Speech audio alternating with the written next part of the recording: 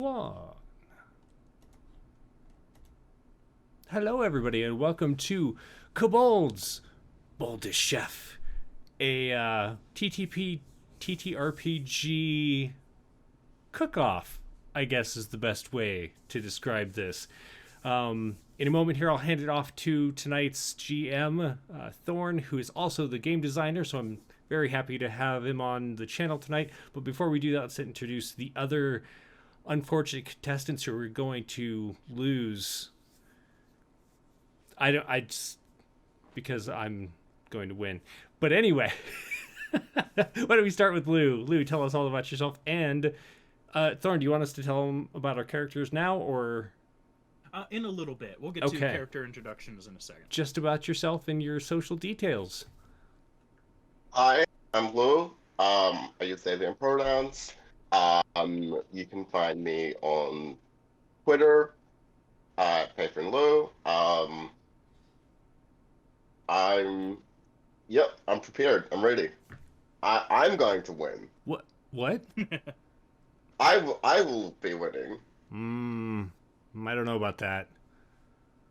I guess I paid Thorn. Oh, well, at least you're honest about it.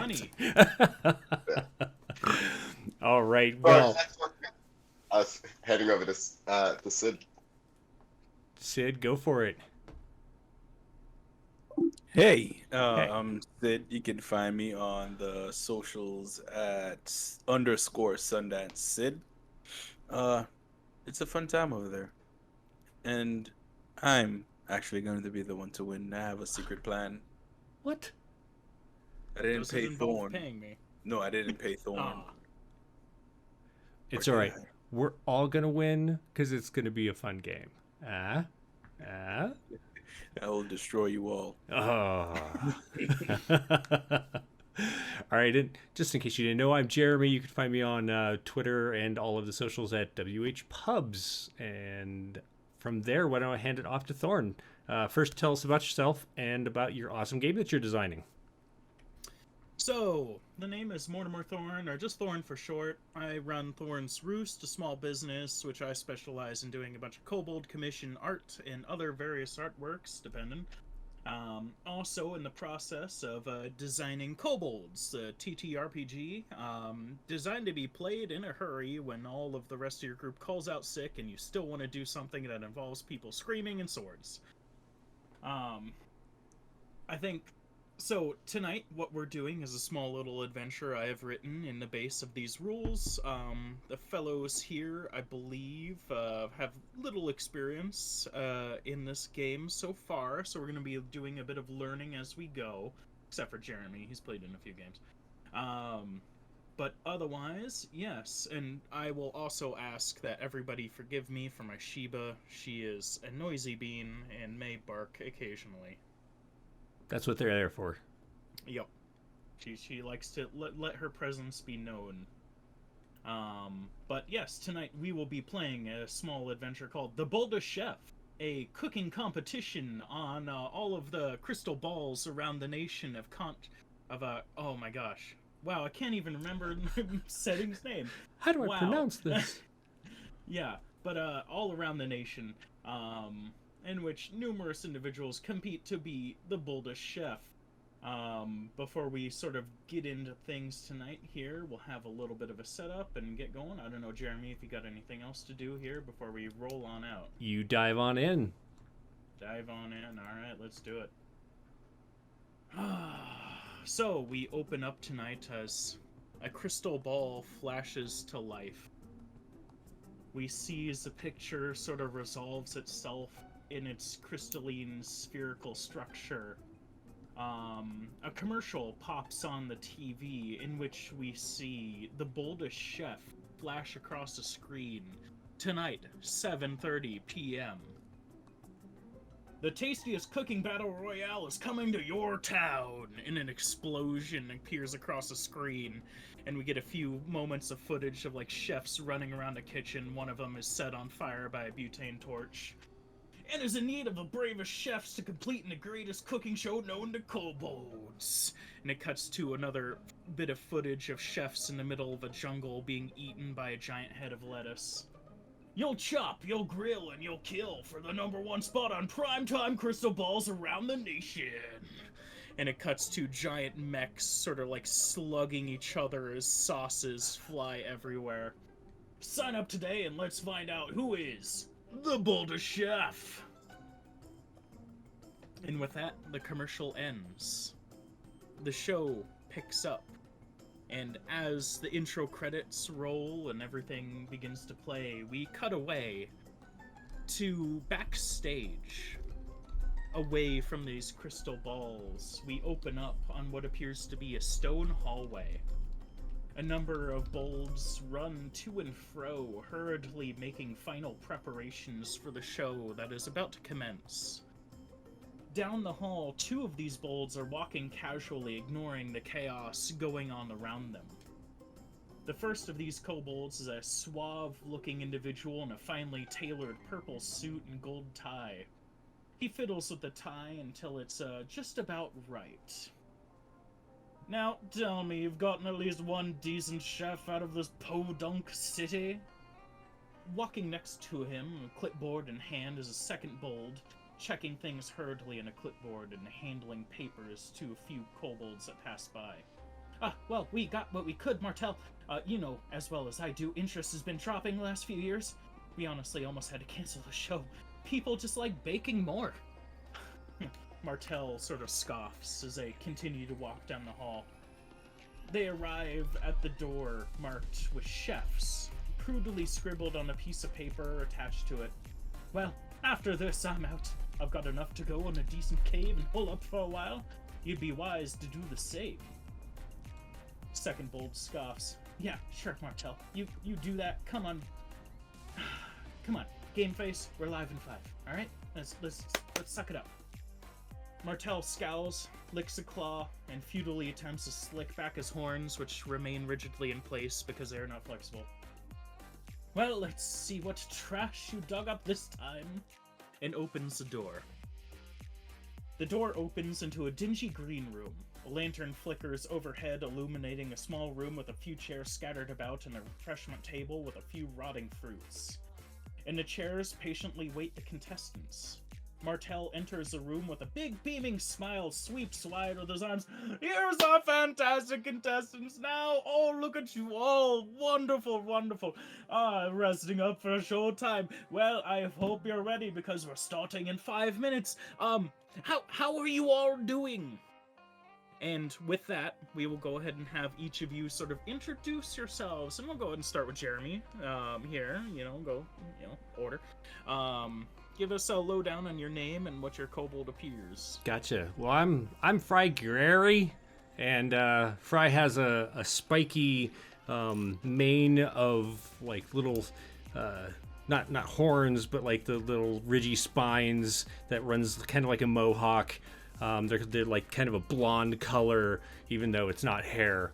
And she's wearing a blood red apron, which helps to hide any mistakes that she makes as far as cutting other contestants or herself. And her scales are actually a kind of a darker hue of red. And she pulls off a pair of sunglasses and she says, I'm ready to work my magic. We're gonna become the mayor of Flavortown. Excellent, excellent. Oh, You're welcome. My, yes, you look just like it. I've known somebody in your time spoke just that way. I'm excited to see what you'll do out on the floor. Although I trust you cut yourself or maybe one of your fellow contestants, I don't think we'll be liable to see it. As long as I'm not held liable, I don't care if they get cut at all. There we go. All right, and you, my fine bold, and he'll turn over to Lou. Yeah. Yes. Hello. Yes. Hi. Oh. And you see, about a little shorter than the average kobold, kind of sickly purple scales, um, with just a bow that is truly the size and then a half of them strung over their back. Um, what we're supposed to be speaking of ourselves? Yes, yes. Oh, well, sir, I need to know how to introduce you once the show begins. We do have 4 minutes, by the way, so best hurry up and give me all the information you can before I need to run off here. You know, understand, we're under a bit of time pressure, so speak quickly. Vara, you call me Vara. Vara. I'm here to cook.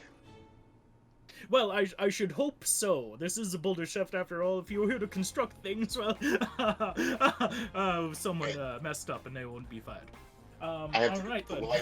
Will I have to construct something? I don't know how to construct things. I only know how to cook and shoot. And you are final contestant. And he turns to Sid.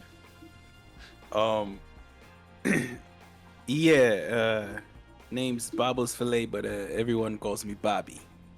And Bobby is he's kind of taller, opposite to Var. He's a bit taller than the normal kobold. So taller and sort of lanky. So he's thin and long. His tail curls up, and he looks basically looks like a seahorse. So blue iridescent scales, you know, they hit the light a certain way. They shine. You do that rainbow flash over it. Horns like seahorse horns up to the back. Curly tail, and he basically shifty-eyed, looks like a pirate. Just pants with a bandana on, various tattoos and piercings around the scales, just shells and pearls stuck into the scales. Yeah,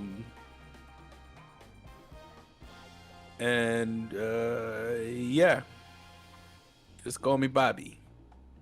Bobby, well, good to meet you. Good to meet you. You look like you're going to be the gem of the competition, the sparkling star, so to speak. You know, if you don't end up knocking everyone else out so first, which is you got gems. Perfectly in the rules. You got gems? Well, I thought I would say as a cook. Yes, you will all be cooking. Did no one tell you this is a cooking competition? No, by the way? I was aware I was here to cook, but you said you got gems. I hear you talking about gems. Do I need to know stuff about gems? I don't know anything about gems either. I bring him to the side, kind of just in a hush, put my hand over his shoulder, say, "You don't tell them about any gems, all right? There's no gems here. If there are gems here, I'll find them. You don't gotta tell him anything about gems." And as you guys talk, Martel kind of like turns to his assistant and like, really? She shrugs. Look, Morty, whatever your name is. Are we cooking? Right, Monty, are we cooking? Are we gonna do this? Yes. We'll be on in a few minutes here. So I have to go get on stage myself. I just wanted to meet all of you in person before we get into the real nitty-gritty, into the interviews and the fun stuff like that. Well, I'm going to head off now. Burn a loaf, everyone. We'll be starting soon. My assistant here will get you ready for everything you need to know, and we'll be off and running and baking in no time. And with that, he kind of turns and leaves. The door closes, and the assistant sort of turns to you all. All right, then. Well, make any final preparations you need. Get your stuff together, and meet me in the room right next door here. And we'll get going in a few moments. I don't think Monty has ever cooked anything. There's a lot of references being thrown out. I don't think they know what they're talking about.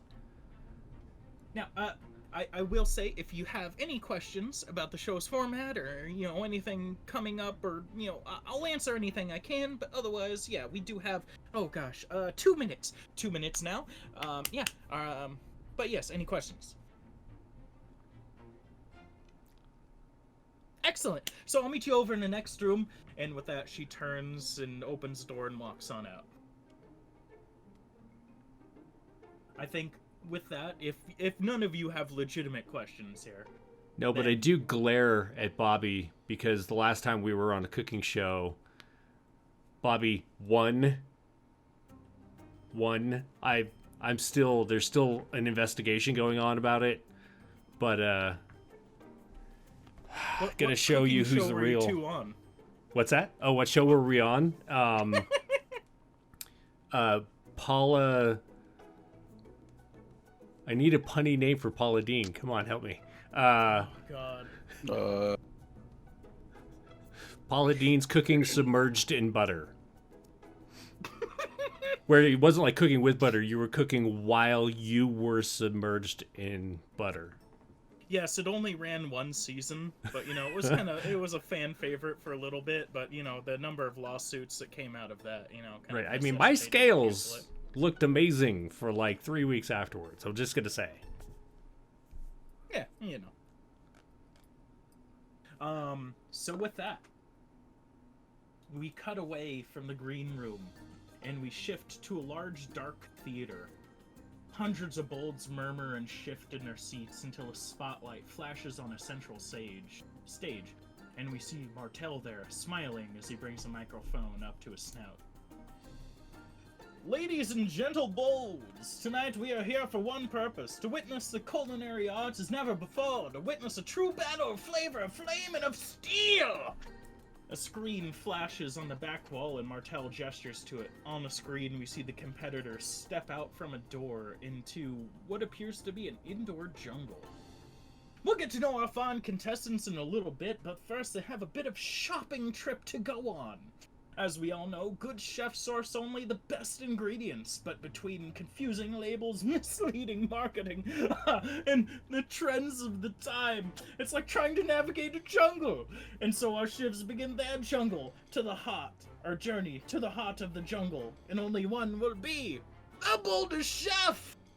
And he throws up his arms, and the screen fades, and we return to you all as you met in the side room, and you were hastily pushed out a small entrance door by the assistant. She says, yeah, follow the trails, the signs and all that. This is the first trial out of 3. Good luck. Bye. And she slams the door shut behind you. What you see around you appears to be a large indoor jungle of sorts. Trees, bushes, and a dirt path lay before you. You can see a number of lights streaming down, and the dirt path itself sort of seems to disappear into this foliage up ahead, and there's a sign that has a little arrow on it pointing down the ways.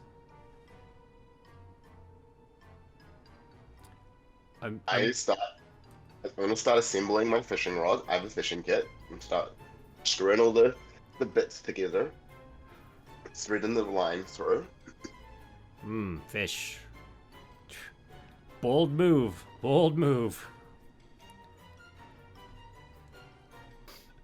I'm gonna follow the arrow and keep an eye out for ingredients that may be along the way. As you begin to move, the door opens again quickly. Says, "Oh, sorry." Yeah. And she tosses out 3 baskets to you all. This is for all the things you find. Good luck. Bye." And slams the door shut. I'm going fishing. So I grab one of the baskets, and can I really quick try to tear a hole in another one? Absolutely. That sounds like a melee attack roll here. If you're just gonna just try and damage it. Yeah, quick damage. Is it melee? Yeah. Yep, the melee attack, which will be your aggression. Aggression. Stat there. That is all right. What am I aiming for? What am I trying to hit? So I set the target number inside my own mind. For that, it's something simple. It's probably 3. It's a basket. It's not alive. It's not trying to hurt And you, I don't have any weapons or anything on me, right? Not unless you brought them with you. So any items that you purchased for your character during creation, you will have. Okay, so I'm gonna use a knife and just jab it in real quick. There you go. All right. And what'd you roll for that? 4. Absolutely, yeah. So your knife plunges easily into the basket, and you cut a hole into one of them quite quickly, and then run off with your own basket. I'm gonna snag the other basket. So Lou, do you take the basket with a hole in it, or? Yeah. All right, excellent. So yes, so I'll make a note of that. Basket hole, because that may come up. But yes, you begin to step through the jungle, and Fry seems to be leading the way, as far as I can tell. You step through kind of this jungle foliage, and you can give me a perception check if you would like. I think technically Bobby took off before I did. Oh, okay. Yeah. Because which one of you went first? I thought you were going first. I was, but then the person came out through the baskets, and then there was some shenanigans that went on, and then Bobby took off. So I feel like Bobby's ahead of me. Okay, so yeah, Bobby, you can give us a perception check then as you move through. Perception is with That... survival. This is with survival. Survival. Yeah, that's spotting things that'll kill you. That's an 8 because I have a +2 because of the trait I have. Heck yeah. With an 8, it's very obvious as you move forward. Maybe you have some experience in this area. The entire jungle and all of this foliage and everything around you is made out of like fabric, wood, and wire. There's not a single actual plant in any of this around you as you move forward. And yeah, it seems to be all sort of like wheeled in foliage sets created for this purpose. You go rushing forward down the pathway ahead of your guests, or ahead of your fellows there. Let's see. Okay, move on. Okay. You eventually enter, you're the first one to enter what appears to be a small clearing, surrounded by this fake foliage. What you also see is a small fence surrounding this area. And there are 5 openings in this fence, and they are labeled by little signs to say 1, 2, 3, 4, and 5. They disappear into thick stalks of what appear to be unusually shaped wheats in each of these. And we'll say you can make your choice first since you're arriving first there. But this is kind of that you can examine them closer if you would like, but this is kind of what you see is little 5 doorways here into tall stalks of grain. All right, I hit 5. 5, okay.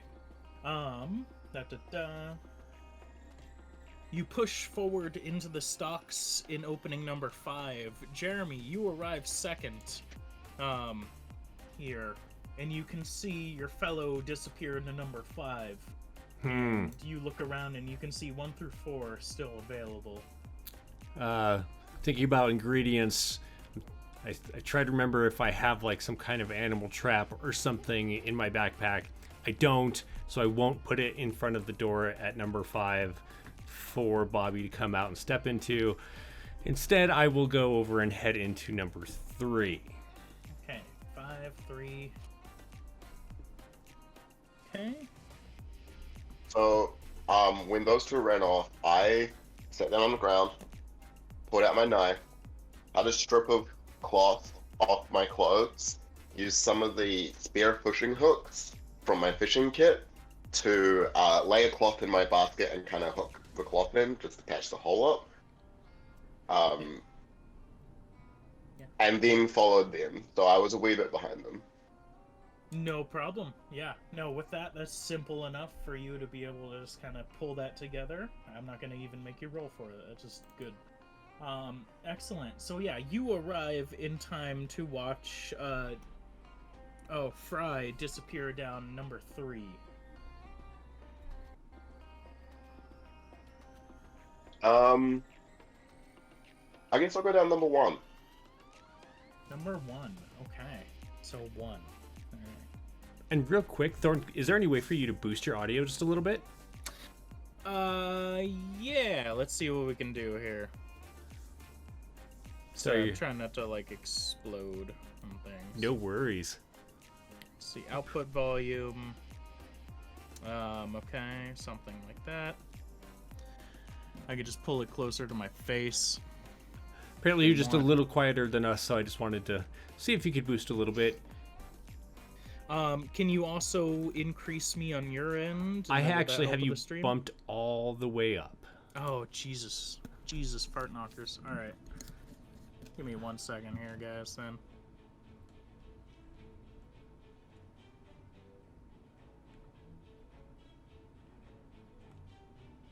Meanwhile, over the fence, I'm like, "You're going down, Flay, or Fillet." Sorry. Can't even get my name right. How are you gonna take me down? Alright, what about this? How's that sound? Pretty similar. Does it sound any better to the two of you? Sounds similar. Yeah. Okay, Sounds good. gotcha. Sorry, yeah, I've never been good on my mic settings, so it's I don't stream a whole lot. No, you're fine. Yeah. You sound fine to me. Let me just let's roll forward, and Cool. I'll see what the crowd says. Thank you. Yeah. All right. Cool beans. So we'll begin. We'll start with number 5 here with Sid, since he went in first. All right. Sid, or Bobby, you go through these stalks of wheat and eventually emerge into a small little area surrounded by these wheat stalks. What you see is a small sort of like clay container with a lid on it on a pedestal in front of you.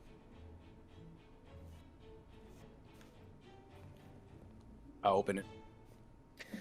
You open it, and what you see inside appears to be a whole mess of pastry dough. Ooh. I grabbed me some pastry dough.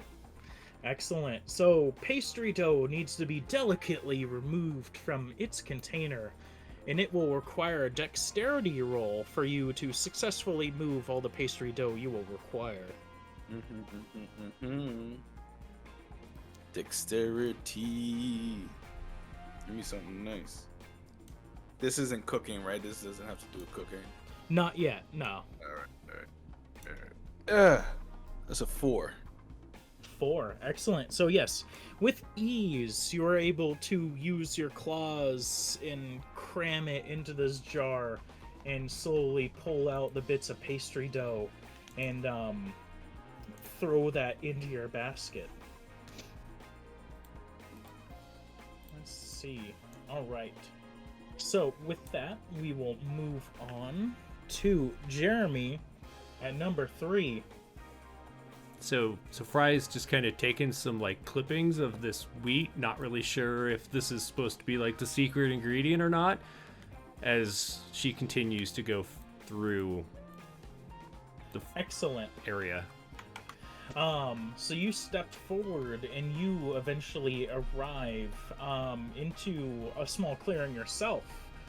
And you look around and you're like, huh, is there something that's supposed to be here? But as you go to take clippings of these stalks, you notice that weirdly many of these wheat stalks instead have dried bits of penne pasta in them. Okay. And if you would like to harvest the pasta, it will require a wilderness roll to gather it. Wilderness. That's survival. Which happens to be a great stat. That's a 6. Excellent. So yeah, with that, no problem. You are able to go through and sort of pick all the pasta you will need. Okay. Then we will move on to Vara here with number 3. Number 1. Sorry. I got mixed up there. Vara, you move your way through the stalks after sort of fixing your basket and hearing everybody sort of shouting at each other. You arrive at a clearing and you can see what appears to be piles of rice strewn about the grounds here in these stalks. And if you would like to gather them, it will require a perception roll to gather and find all of the rice you will need. Really good at that. No. Wow. Hey, that's a 4. 4, good enough for this one. So yes, you're able to easily sort of sort through and pick through the debris on the ground to find all the rice grains you will need.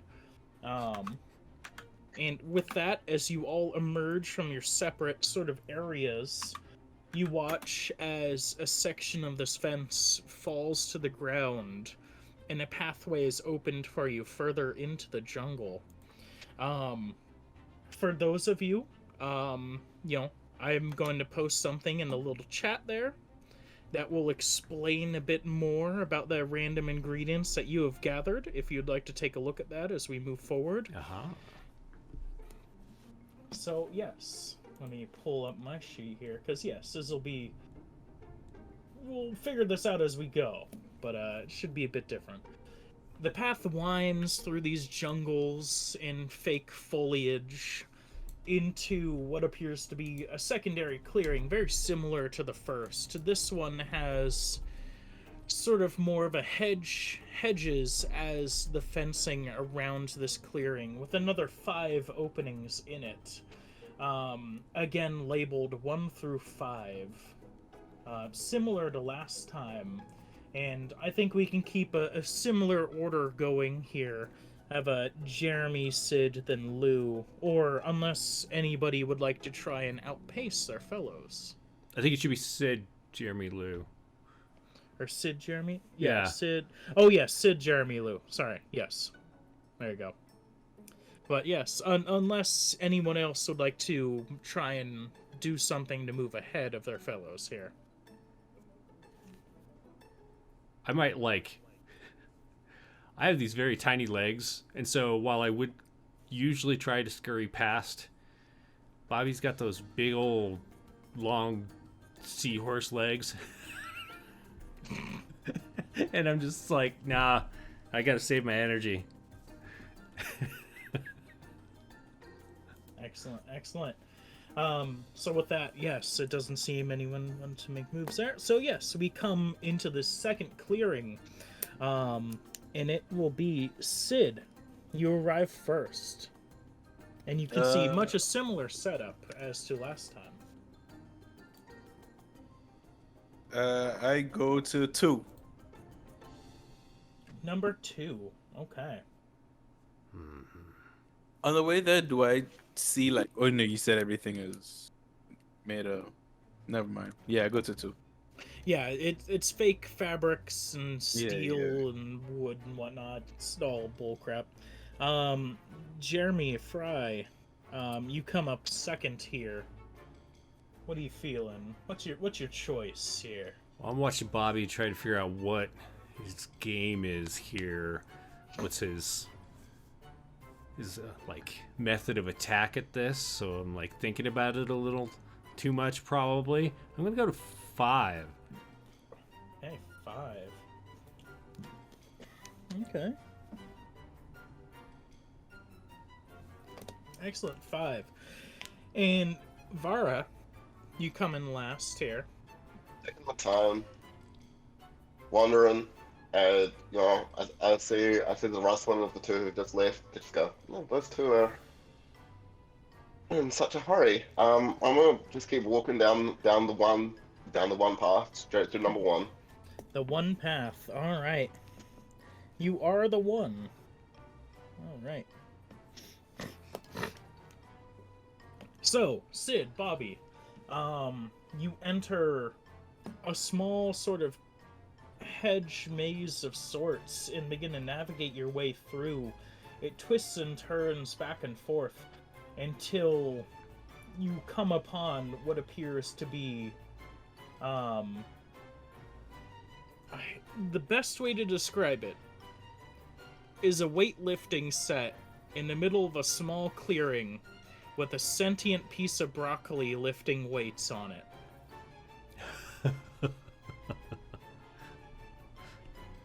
And you can see it is currently doing reps on this little stand. Yeah. Uh, Way to get those gains. with Dwayne the Broccoli Johnson. Dwayne Broccoli. Yeah, no, he sets the bar in place and sits up. Oh, thanks, bro. Doing this, it's basically what I do in my free time. And he kind of like flexes a big meaty broccoli arm. Yeah, it's pretty swole at this point. What are you doing here? I'm on this game show, so we're looking for ingredients so I can cook. Something. Game shows. Yeah. Weird stuff. Anyways, I assume then you're here for a bit of this. You want a bit of me? Yeah? Yeah, actually, You want some of this? Yeah. Yeah, All sure. right, all right. Well, you know what's gonna have to happen, right? What? Fitness contest! You Oh, have to yeah. beat me in a test of strength. Just strength. All right, Yeah. all right. Are you gonna see what the Brock's it'll need cooking? to be a fitness roll here. So we're gonna do a fitness roll. Yep. So fitness Can I just contest. stab him instead? If you would like to attack him instead, you could. Let's see that- how this goes first. Let's see how this Okay, goes yeah. first. So he proposes fitness contest here. So, what did you get? Oh wait, it's rollies. Yep, we're rolling here. All right, I got a 6. Okay, yeah, easily enough, you're able to. You watch him put on some weights under the bar, and he begins to do some reps and gets through about 7. Kind of sits up. Oh yeah, all right, beat that. And you get in there, and easily enough, you're able to start doing reps here, and you get over 10 or so. And he sort of like, all right, yeah, no, it's good stuff. Props, man. You're real broccoli here. All right, here you go. And he kind of like breaks off his stock off of his head and hands it to you. All right, you take it easy, okay? All right. Yeah. Question: Can I come out of the tunnel and go into another one? If you would like, yes. Yeah, I'm gonna do that. Okay. So 1, 5, and 2 have been taken, so that leaves 3 and 4. Oh, I can't just go into any. All right, 3 and 4. I mean, if you'd like to follow a player, it depends. What are you trying to ultimately achieve here?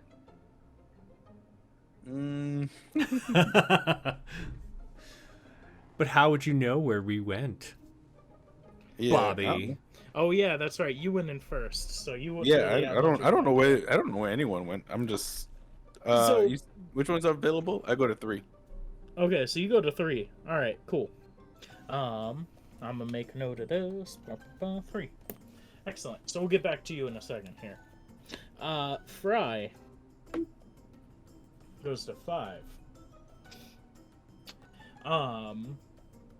You wind through this hedge maze there, Fry, and eventually come upon a wooden door. You open up the wooden door and you find a set of stairs that leads downwards into a pitch black cellar. Well, I will take out my lantern, which I have. I wasn't quite expecting to need, but it's good. I have like that extra, add-on on the top that I can fry little things on, so I thought I'd bring it just in case, and I'll light that and head down the stairs. I'll tell you what, the DC was higher if you didn't have one, so it's lower for you, so you can give me a perception roll as you enter this basement. Hey, survival What again. you find is a number of sacks of, stuff all about the place in the cellar here. And they all appear to be potatoes of some form or another. What did you roll? Got a 3. Okay, 3. So not great. Let's see, so what I'm gonna do. Sorry, I gotta do some note taking here. 1. So you do eventually find a bag of potatoes that seems to be fairly decent in here. And Okay. with that, your gains, you leave the cellar and emerge back into the surface and back into the circle here.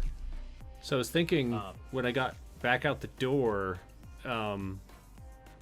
is the hedge maze something that could be magicked apart so I could step into 4 as quietly as possible? Possibly. You might have to try. You have to convince me of how you're approaching this here. I mean, if it's obviously made of like cloth and wire and such, fire is probably less of a good idea. But Not unless you want to cook early. right? Can I use like my magic to kind of create like a force ball that just kind of blows its way through? You described to me what effects in your magic schools you have that'll allow you to do that, and we'll work it out from there. So I have destruction, force, healing, and then foodmancer, which I'm not going to eat wire and cloth. Yeah. So, but, Although I will cut off some wire and cloth because you never know when you need to like tie things up for food, not necessarily for other things. Excellent. Yeah, so we'll say you can harvest some of those random bits. But yeah, with some force, we can say you can use a force school of magic absolutely to sort of do something like that. You'll have to just roll against the TN there for the school, and we'll go from there. Uh-oh, Rutrow. Do you know what that would be? I don't have it open on me right now. No worries. Give Let me one. see. Yeah, sorry. No worries. I'm a bad designer. I don't have these memorized. Do. That's too much.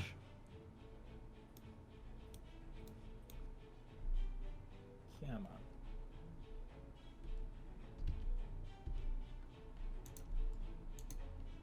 Oh, geez. I don't even have the PDF of it on this computer. Oh, good. What is the? So I'm looking for force under magic. The force magic, it'll be in magic traits here. I'm getting there. Here we go. Magic traits. Got it. Here we go. I don't got it. I lied to you all. Sorry, everyone. We're not prepared. Screw it, we're doing it live. Force. TN3. All right, now I have it. Yeah, TN3. Oh my. Willpower. Will. Do.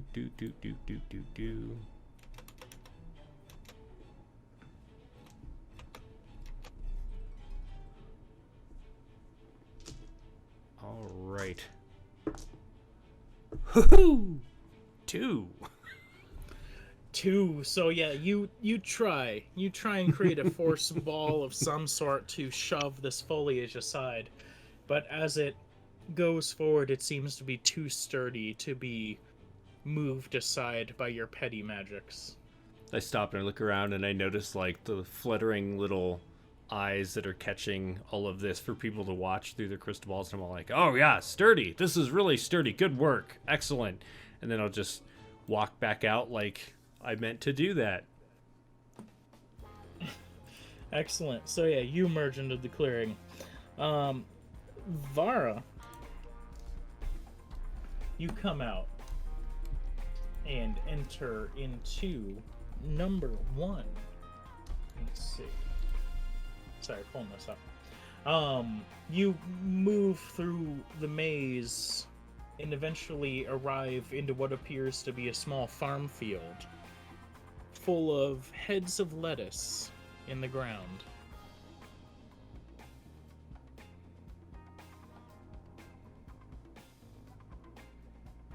Grounds. Yep. Just gonna go grab a hit of lettuce. Gonna grab the closest one.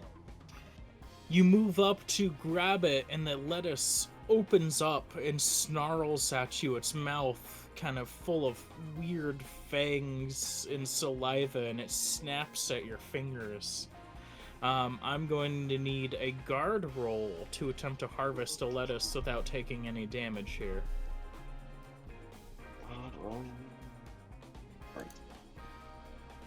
That, and I believe I have something that gives me bonuses to that.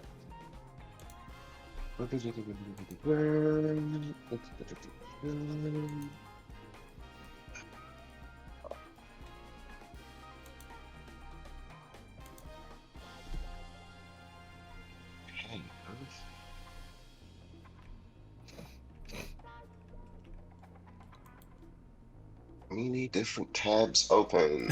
Right. Yep. No problem.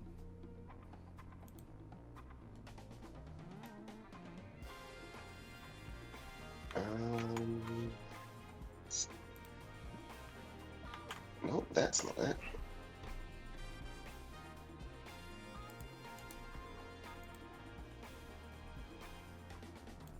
Ah, there. Okay.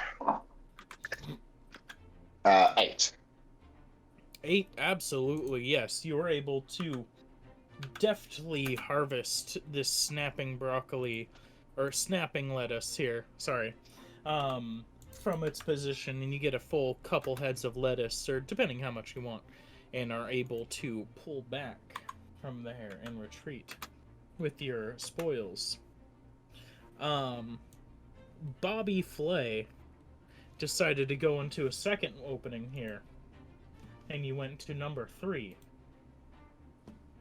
Bobby, you make your way through the maze, and at the end of it, you find that the air seems to get hotter the further you go into it, and you eventually emerge into a small area with an intense heat, and a number of vines growing around this small space. You can see growing on vines around the walls here a number of peppers that kind of glow orange faintly. And if you'd like to harvest them, I will need a fortitude roll.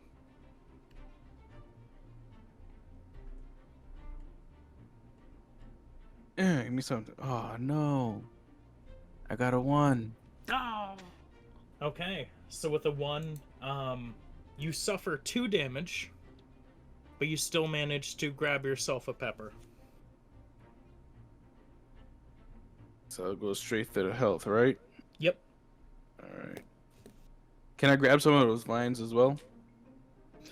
Sure, yeah. You can say, yeah, you just grab one of the peppers and rip some of the vines and everything else away. All right. As you try and flee your eyes watering from the intense heat. And even as you put the pepper in your basket there, it still kind of radiates a warmth against your claws. You hold on to it. Ooh. As you retreat and emerge back into the clearing, at this point, I'm going to say with that diversion, you are no longer first to act here. That's fine. Just because, yeah, you took some time to do that. So we'll say Jeremy is first now, and then Lou, and then Sid.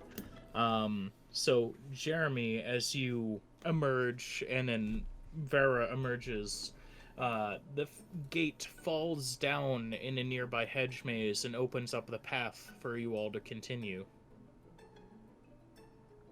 I look over at Vara and begin to hastily move with my little small legs. I would continue to meander down path 1.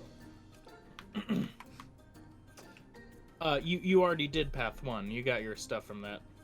That was a lettuce. Oh, we're back at the... Yeah, so it's little circles, like little deviations of 1 through 5 you're dipping off to and coming back here. So yeah, you return to the main path here and you continue down. The best, it's little hubs. You're stopping at a hub, and each hub has options 1 through 5, and then you choose one and move on from there to a new hub. What's that? So Var, are you following after Yeah. I'll just. Okay. I'll, After you pass, I actually let you go ahead a little bit, and then I'm gonna look. Is there any way to like pick the fence back up and like close this way and like tie it off? Probably, absolutely. Yeah, it definitely seems like you can move a few of the things around to do so. What skill would you want to use for that? That is a good question. Let's Yeah. see. is there some sort of help mechanic for this game where I can assist with this? Yes, team rolls, absolutely. So yeah, Nice. if you see what he's doing, yeah, you could definitely Yeah, go to I'm just do gonna a like team roll of them. And... pull out some fishing line because it's nylon and you can't really see it when it's like. Right. Yeah. Excellent. So I'm gonna help with tying stuff up. Okay, so I think from what I can see, this will probably be a wits roll, just to make sure it is sturdy enough to actually be a blockage to somebody. Okay. So I would say if both of you go ahead and roll wits, and tell me what your total is there. 5. And a 2. I did. Okay. Excellent. So yeah, you move sort of a bit of the barricade into place and throw some wire up and turn around and disappear down the path there.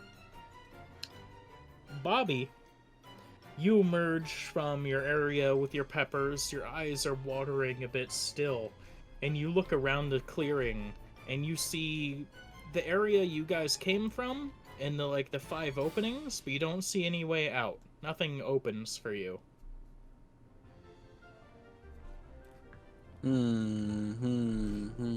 As you repeat that last part, I see the 5 openings, but no way out. Yes, correct. Yeah, none of so traditionally in the last area, an opening occurred. Opened up for you all to move on to the next section, but it doesn't seem to be doing so this time. Although to be fair, it opened up when all of us got out, and maybe we're all still in our respective sections. And no one cares. So, where I go to where it was, where it's supposed to be, where I saw it on the other gate, other sections. So I will say, give me a perception check here. Perception. That's a 7.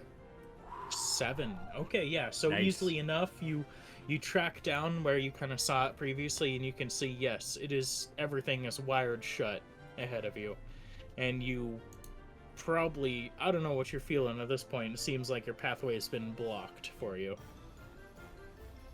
Can I see how it's blocked? How it's Yeah, so carrying over your perception, yeah, number of fishing line and wire now seems to be kind of like holding everything in place here in front of you. I cut it with my knife. Okay, so as you pull out your knife and start cutting, we'll go to the other two. We'll say Fry and Vara. We'll say you guys arrive at the next area at the same time. Because you guys stopped to help each other here. Totally. You go through the maze of this jungle and arrive in a clearing. And in the midst of this clearing, you see what appears to be a gazebo. In the midst of this gazebo are a number of fancily dressed bolds who appear to be standing about and carrying on small conversations and or drinking refreshments of one sort or another. Do they have weapons? They do not. Does the They appear to be gazebo dressed- have weapons? No, this isn't one of those situations. Okay. You're muted. Is the gazebo trustworthy? You can roll me a wits. I rolled a 1. No, it is a deadly creature. Okay. The That's what I like. gazebo is likely a high-level enemy. I'm gonna lean over to Fry and I'm just gonna say, I'm just gonna whisper to her, the gazebo, dangerous gazebo. Don't enter. Just We should keep our distance. Do you want to go around? Is that what you're saying? Yes. I'll look. Is there an around? Like, is there another exit from this area? There is an area around the gazebo in which you can walk, but there is no other opening to move forward. You imagine it's one of those things where once you gather your ingredients, it shall open? It looks like it's made of wood, and wood burns really well, so I'm going to take this lantern, and if it causes us any issues, I'll just smash the lantern against the gazebo. Okay. Okay. I step behind you so that the gazebo is between you and me. No, I insist. I appreciate you helping me with Bobby back there. You should go first. No. Fine. I'll head that direction. So, you step up to the gazebo, and you see a few things. You see what appears to be a female kobold dressed in a frilly yellow dress. She is currently fanning herself with a block of cheese as she stares wistfully off into the distance. You see another kobold, portly male, finely dressed, rests in a chair with his feet up, and he's a small brush in his hand or in his claw, and a large bottle of cream which he is liberally applying to his feet. You see a juggler kind of nearby who appears to be throwing up sticks of what appear to be butter. And a kobold in a vest and glasses who appears to be referencing a book and looking at 3 individual glasses of some off-white fluid that he is quizzically examining. I immediately forgotten about the gazebo because that is all very fucking wild. I immediately forgotten about the gazebo. I'm looking at these people and I'm just going, what the fuck? While you're distracted, I'm gonna wander by, because I have to know what it is. The containers of off-white fluid. I'm just gonna sniff it. Oh, hello. Are you new here? Yes. Oh, well, no, you seem to be taking a number of interest in my yogurts. Oh, thank God.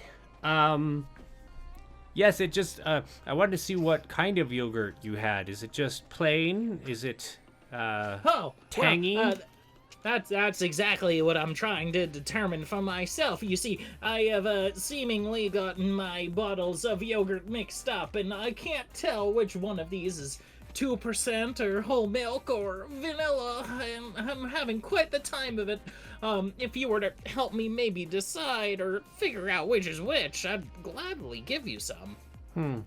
That sounds terrible. Good luck. I'm gonna wander off. Oh. Well.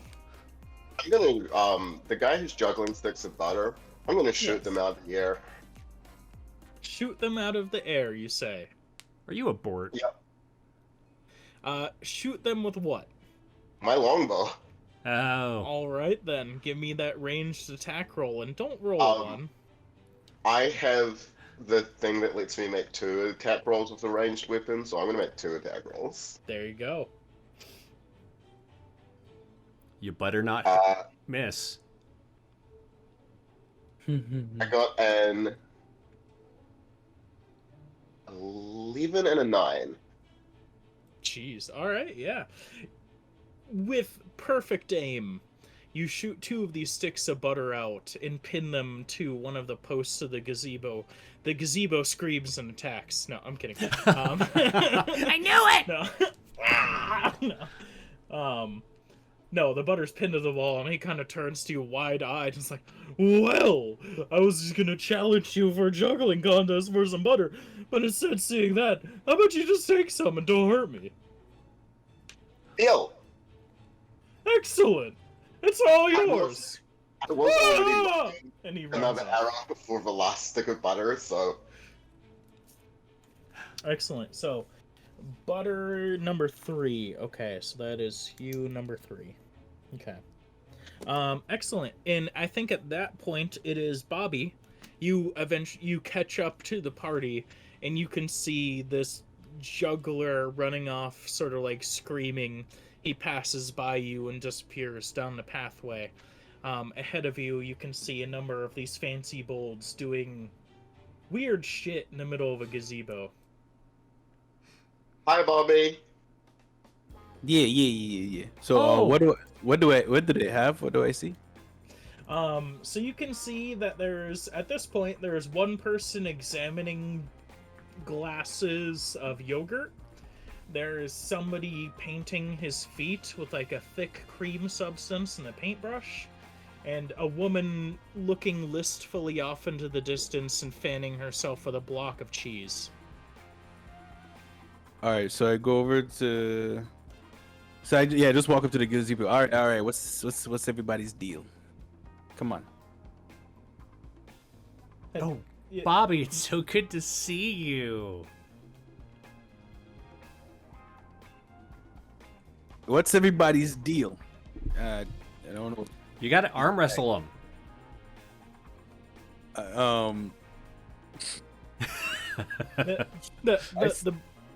Sorry, go ahead. No. Go ahead. So the bold sort of like painting his feet is, well, isn't it obvious? This is a dairy gazebo. What are you? Yeah. What are you? A dairy, sir.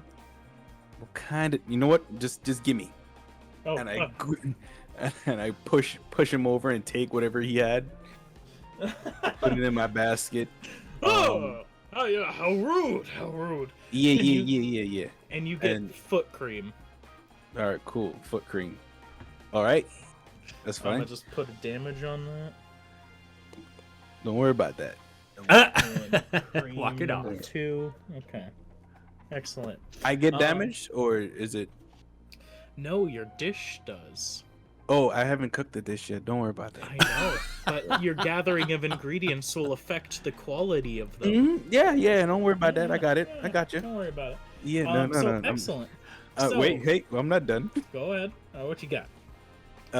I walk by the lady with the cheese. I say, well, ain't you a cutie? But I'll be needing this. And I take the cheese. Hey, that's mine.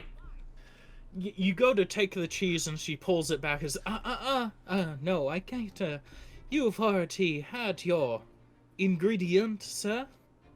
I Yeah. cannot allow you to have another. Damn it, Bobby, no more cheating. Because she doesn't want to give me the cheese. I go to the yogurt guy. Same here, buddy. It looks like you already got your foot cream, and my yogurts aren't for sale, so... I glare at him, pick up a glass of yogurt, and just leave. Or, Oh, as God, he's picking this up is- the glass of yogurt, I'd like to try and shoot it out of his hands, and then use my second attack to shoot the other 2 off the table. Give me the rolls. Can I do something? Oh, this to- is turning into Pauline So, under butter again. This is I mean, this I is one just of those. rolled. I just rolled a 10 and a 9 on the die, and I have +5 to range attack roll. So if you can beat a 15 and a 14, whatever you want to do, go for it, dude. I think the only chance you got is to guard, but yeah, I don't think you can beat those numbers. That No, is I can't beat those numbers. No, I that can't. though he is specialized. Robin into Hood over ranged here, attacks. right? Oh Mhm. yeah, no, that is insane. Okay, but yeah, so you go to pick up a second one, and that is shot out of your hand. I think in the confusion there, Fry, the last available person is the cheese lady. I will kind of like try to jump up and grab it while she's distracted. And she'll, okay. Give me a stealth roll. Let's contest here Sure. because she has a job to do. So I'd God. like to pickpocket one of the baskets, please. excellent. We could get to that in a second here. Yeah, Dope. we at least want to make sure people get their ingredients they're supposed to before we do shenanigans. That is No, a that's 4. fine, that's fine. 4. Okay, yeah. She sees you coming and she kind of like pulls it away and says, no, sir, no, sir. I would gladly give you my cheese if you would wish, but, I do wish. You see, I am under great duress. I am pining for a lost love of mine, and I do so miss him, and, well, I would gladly give you this block of cheese if you would do one thing for me, sir. Well, why don't you move to Flavor Town? You can be my roommate. Roommates? No, I have my own estate in the countryside. Oh, geez. Can I move in with you then? Are you... But no, you should work for the show. The contracts are very beneficial for actors. Oh. But no, if I would gladly give you this cheese if you would just sing me a song, much as my husband used to in the days back when we were together. I miss his songs. Sing you a song. And I'm kind of eyeing Bobby as he's like rolling everyone for their goods. 99 bottles of cheese on the wall. 99 bottles of cheese. You take one down, you pass it around. 90. 47 bottles of cheese on the wall. 47 bottles of cheese on the wall. You can give me a presence roll. That's what it is there. Yes, we changed that. Presents. 10 bottles of cheese on the wall. She doesn't know songs. Where is presents? That should be. Oh gosh, Gorsh. You think I know my game? That is physical. There we go. Physical. Weird. So I have strength, fitness, fortitude, and dex. I must have the old sheet. Oh yeah, that's the old. Sorry, yes. Apologies. No worries. I just need to know my die roll, and it is a 1. It is impassable, I guess. Nothing shall ever compare to Robert. You can have cheese anyway, so I have this for you. And she hands you another cheese. Oh, what is this? This doesn't look like that cheese. This smells much worse. Yes, I keep that for rainy days. I've had it for a long time. Yeah, you should not keep cheese for a long time, just for future reference. But I've got an idea for this. Okay, thanks. Yes. And yeah, so with that, a door opens in a hedge, and a new pathway opens for you all to move down. It seems like cheese is truly the craziest thing I've heard in a long time. You know, it's just those cheese that I throw in my pocket and save for a rainy day. For a rainy day. Yes, it is part of my character. I have cheese on my person at all times. I am a mainstay of the show. No wonder your husband fucking left. Jesus Christ. The smell had indeed become part of a problem. You did not understand my love of cheddar. So with that, I believe Sid, you had something you wanted to try and do as people made their way out of here. Shenanigans. What? Banana I'm shins. shocked. I wanna pickpocket somebody. Excellent. Who are you targeting? Evens odds, Luke. Evens odds. The odds. Odds? Alright. So that's a 6. You said odds, right? Yep. Yeah, so Fry. Jeremy, yeah, Fry. And 6 for the So what are you trying to pickpocket here? I'm just sticking my hand in the because I don't remember what ingredients they got, so I'm gonna stick my hand in the basket whenever I come up with that. Excellent. So yeah, give me that let's see. So that is going to be a stealth roll here. Versus Jeremy, your perception. Both of which will be survival.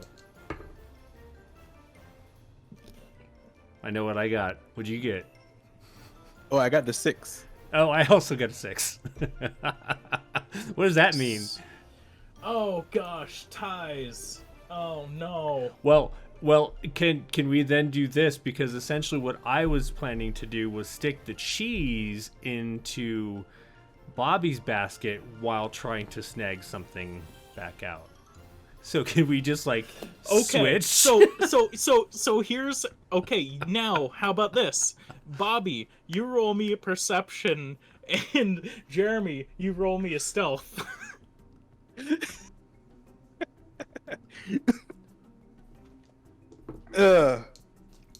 It's you got got? way more complicated than I expected. All right. What you got? 3. I got a 4. Ah.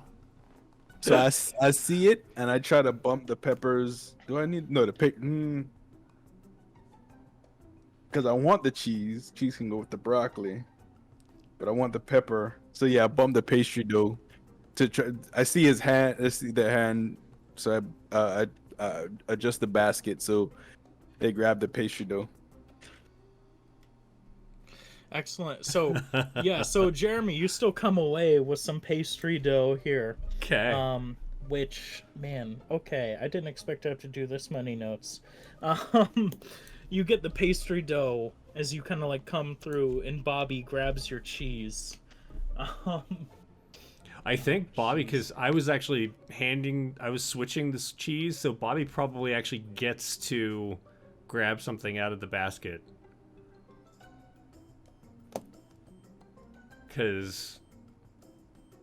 Well, he grabbed your cheese, right? No, because I was trying to put the cheese into his basket while Oh, swapping I out. see. I was trying to do like the Indiana Jones where I'm like swapping things that weigh about the same. Gotcha. So he didn't I gu- notice. I guess, Bobby, do you want the cheese or no? No, I want him to put the cheese in my basket, Done. but I was reaching for something else. Okay, what else are you reaching for here? What's in his basket? I don't know what's in I his am pretty basket. short, so you'd probably notice that there is pasta and potatoes. I'll go with the potatoes. Okay. Potatoes. Okay. Oh my gosh. 5. Okay. So wait. So you put the cheese in his basket, and then you took his potatoes. So Jeremy, you should only have a pepper and pasta. Is that correct? No, I have the pasta and the pastry dough. Oh yes, and the pastry dough. Right. There it is. Because Bobby wanted to keep the hot peppers. Oh my gosh. Later I'll be like, wait a minute. But right now I just smile at you and walk off. Yeah, just a wink and a hey, all right. Oh yeah, I think we may need a break just to sort out exactly which ingredients people Sure. have, because oh my god. Have we collected everything at this point? No. Okay. We still got 2 more rounds. Let's collect everything and then we'll take a break. Well, yeah, so we'll go through as you guys move forward. I think, Vara, you get to go first, since everybody else is busy playing Yankee Swap here. You go through the jungle, and you arrive in what appears to be, 5 doorways, each of which has a sort of like cage door at the front. And there's a lot of smells sort of emanating from these doors as you approach them. And the doors themselves go into stone tunnels that disappear into darkness. Which door has the best smell?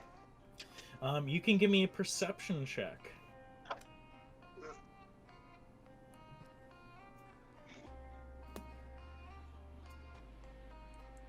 Vara's totally gonna own this because we're too busy dinking around. A 4. A 4. 4 is good enough. So you can smell a number of things going on here. From the first door, you smell something akin to chicken. The second door has a beefy smell to it. The third, that's fish. You know fish. Yeah, that's fish. Fourth, fourth is sort of porky. And that fifth door, you can't identify the fifth door. I'm going fish. I'm going fish. Fish? Absolutely. So yeah, you go down the fish door. Alright, let me make a note of that. Fish, number 3. Get number 3. Excellent. Dope. So, Fry and Bobby, I'll assume both of you sort of come up at the same time. You can smell sort of everything coming forward. You can see door number 3. You can see your friend Vara has just gone down there, and if either of you try the door, it appears to be locked.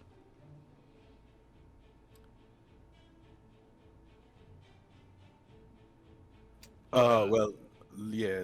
Why am I echoing? Anyway, Lou kind of took my idea. I was gonna do that. Can I still do that? What was your idea here? To smell the. Oh yeah, absolutely. So you can give me a perception check here.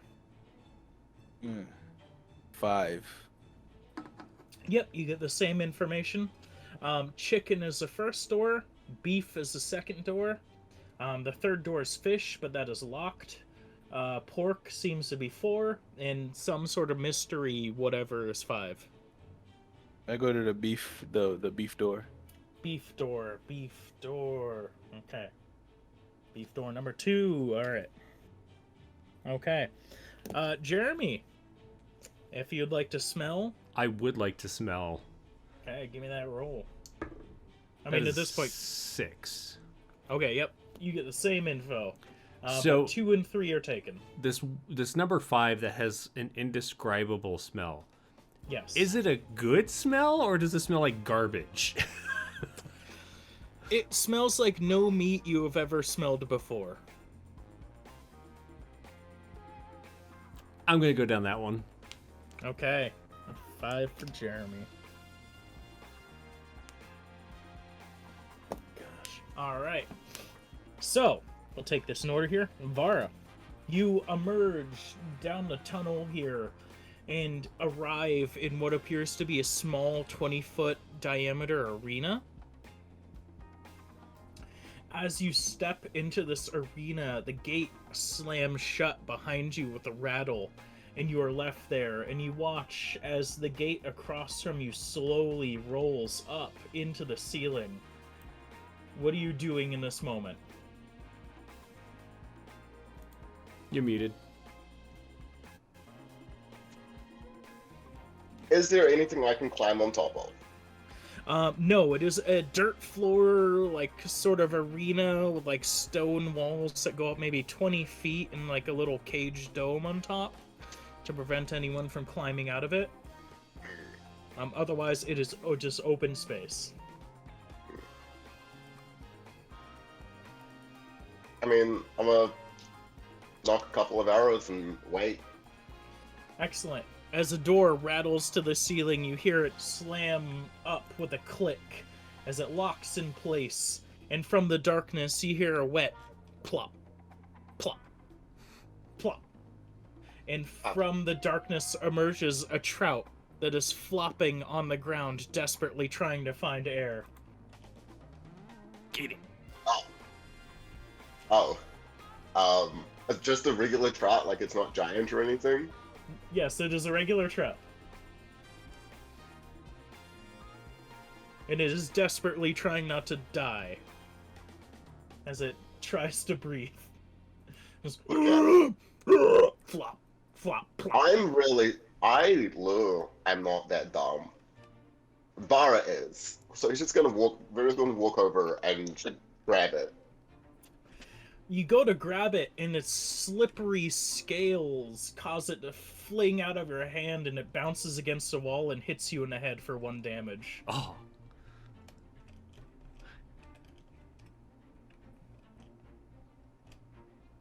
And after it bounces off of your head, it lands back on the ground and begins to flop once more. Flop, flop, flop. At least it's Stab not it. singing. I'm just gonna stab it with a knife. Shanky, Okay. shanky. Give me an attack roll. A 5. 5. That'll hit its defense, but I need to make a... okay, d6 roll. Okay, I'll roll that again because that wasn't right. There you go. Okay, yeah. You're able to spear the creature with your sword, and it kind of gasps a bit and flails around on the end of it. For that, it's that creature had the trait I gave it was slippery. When this creature is grabbed or otherwise grappled by a creature, roll a d6. It only suffers the effects of an action on a result of a 1. And so, yeah, it was just a flopping around sort of mess. But yes, with that, you spear the fish with no problem and are able to quickly load that into your basket. And with that managed, the door opens at the far end and the darkness recedes and you have a path out. Sweet. I'm on my way out. Excellent. You emerge out there. We go to Sid, Bobby here, my good friend there. You chose beef. Beef. A whole Beef. cow falls from the ceiling. You emerge into the small arena and you see a gate lifting before you, rattling up into the ceiling. Do you make any preparations? To a gate before me rattling into the ceiling. I take out my knife. My knife. Yeah, you call that a knife? Yes. Knife. Alright, and as it clicks up, you hear a snort and a growl and a roar? Question mark? As this cow comes charging out from the darkness right towards you. I need you to make me a dexterity saving throw. Or a dexterity roll here. Sorry, wrong system. I was about to say, how do you make a saving throw in this? Make a reflex save. Dexterity. Ho! 6. Nice. Okay, that is exactly the TN. You are able to dodge out of the way in time, and as the cow comes sprinting forward, slams into the gate where you had just emerged. You hear it rattle, and a bit of stone sort of breaks off and falls to the ground, but it is dazed. It is your turn. While it's dazed, I use the vine that I grabbed, and I jump on his back and tie the vines to his horns. Excellent. I think that is going to be... That feels like another dexterity roll to me. Like, I don't think another skill perfectly fits that. Or wilderness. Wilderness or dexterity. I think either one could fit. Do I have anything to wilderness? I don't think I have anything to wilderness. Yeah. I don't know. Because, yeah.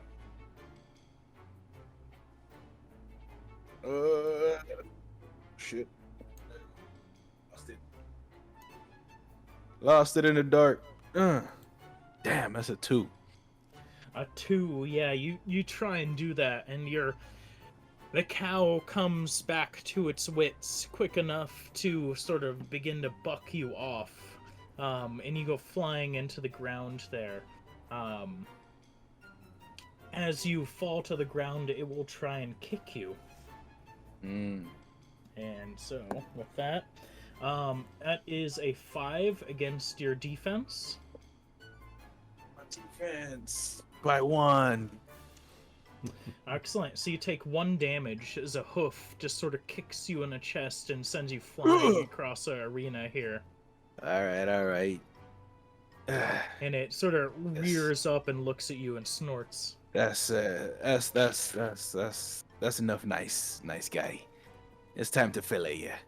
And so I get my knife and I get my knife and I'll just attack it. I attack it. I'm gonna stab Excellent. So I run up and stab at the cow. Give me that swing. it. It's a Move. 3. That'll hit. The cow is a large, beefy creature, so it is not hard to hit. It just may have a lot of health. So with the knife, you deal 1 damage, and it looks almost unfazed.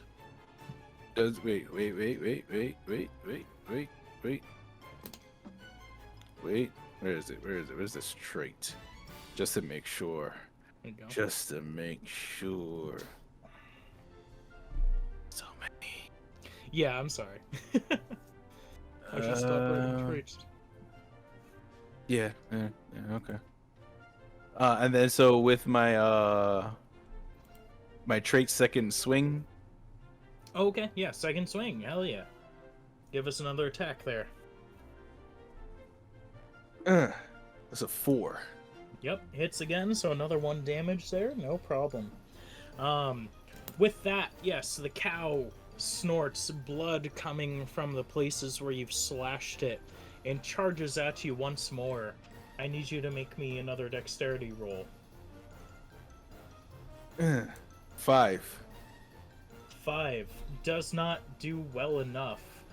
As you are hit by this charging cow, it bucks you, and its horns sort of like slam you up into the wall. You take 3 damage. Ooh. Yowza. But it hits the wall and is dazed, and it is your turn, but it looks like it is shaking off sort of the effects of doing such. Golly. Let's just get into it. Let's get into it. I'm gonna just stab it again. Stab, stab. Oh no, this is not good. This is not good. That's a 7. Okay, that'll hit. Yeah, again, it's not hard to hit. It's just gonna do some damage to you, though, the longer it goes on. Alright, do that second swing for me here. I should not have picked this. Oh man, wow. 3. 3, that'll hit as well. Okay, so another. Alright. So, it's its turn again, but it is reeling from this sort of charge that it did, still kind of brain fogged from slamming into the wall. So you get 2 more swings before it acts once more. Oh, So you can give me jeez. 2 more swings here. Oh, jeez. Or if you got any other tricks up your sleeve, now's the time to do it. I don't think I grabbed anything in the gear. Oh no, I'm gonna die. You know? Hey, as a personal suggestion, you cram a hot pepper in a place. It'll probably do some distraction damage. I'll tell you what. I need that pepper. Okay, so can I stab it and then shove a piece of the pepper? I'm gonna cut the pepper so it can be open and the the seeds and everything. Rub it in its eyes. Oh, Yeah. So if I take the pepper and shove it in one of the stab wounds. there you go. Okay, so I'll say just 2 melee attacks once more. The second one will be for the pepper.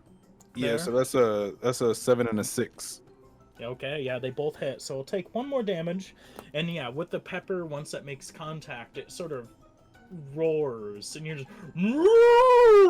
As it just starts going crazy and charging about the place. It seems to have kind of forgotten about you for a brief moment as it begins to stomp around the arena. I climb the gate Excellent. and just let it run about. Yeah. And then when it gets okay, sorry, go ahead. No, go ahead. Once it gets what? Once it gets like towards me, I throw a net. I have a net. I throw the net over it. There you go. Heck yeah. Yeah, I think it's easy enough. It is distracted. You throw the net over it, and it kind of, as the net encapsulates it, it kind of like slides, hits the ground, and falls kind of on its side. And we can say that you are able to go ahead and move up and deliver your final blow here. As you just come up as it is struggling on the ground, and you plunge your knife into it, and the cow eventually stops moving. Who knew you were gonna have to kill your dinner? Gotta source these ingredients somehow. Right? Something dies along the lines. Speaking of which, As you pick up your bits of cow and harvest your ingredients from it and make your way through the opening that rattles up for you, we go to Jeremy. In the 5th chamber, Jeremy, the gate across from you begins to rattle upwards. The stench of this weird meat creeps into your nostrils. Do you have any preparations to make? I'm going to take my frying pan out and hold it in front of me. This is the one that we were talking about that I could use as a weapon or a shield because I'm small. There you go. As you watch, the gate rattles, clicks into the ceiling, locks in place, and from the darkness, what appears to be a pool of liquid meat begins to slowly crawl forth and fill the floor. Kind of like a sentient sloppy Joe. Bobby, your mom's over here. I'm gonna go. Oh, jeez. As you stand there and kind of scream at it, the meat begins to slowly crawl in and ooze into the space, and before too long, it has covered the entire floor. So, and as you stand there, you watch as it begins to fill up the arena. There's light coming in from the other side? From above you. From above me? The hallway across from you is in darkness. You know what? I'm gonna chuck that lantern at it. Kill it with fire. Give me a ranged attack roll, we'll say. Let's do it that way. What could go wrong? 4. You hit it, and you watch as the lantern bursts, and what you see across from you in the flame as it sort of emanates for a moment across the tunnel is a large blob of meat ooze. Basically, if you imagine a gelatinous cube but it's made out of hamburger meat and sloppy Joe stuff. That's totally what I was imagining. And it screeches for a bit, and the ooze sort of like rise and flails about, but it doesn't seem to do a whole lot of damage. Okay. And as it goes, it continues to fill the arena. And it is now up to maybe your knees, since you are short.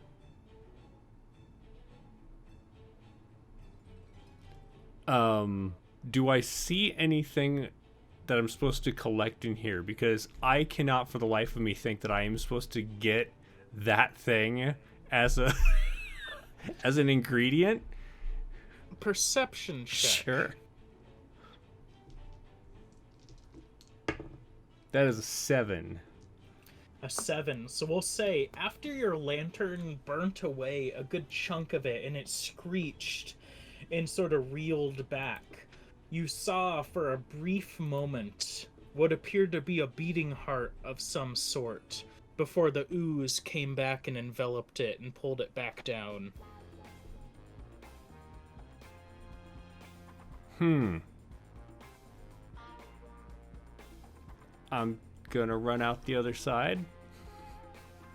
So, I think you mean wade through the liquid meat. Yeah. To the other side. In my head, I'm like running as fast as I can, but I'm just like. It's up to your waist now as it's slowly filling this chamber. You reach the other side, and yes, whatever you saw is now below the surface of the meat and out of view. I'm gonna try and blow a path with my force magic. Alright, give me a force magic roll here. Let's see, this is a 3rd round, I gotta keep track of that. That's a 5.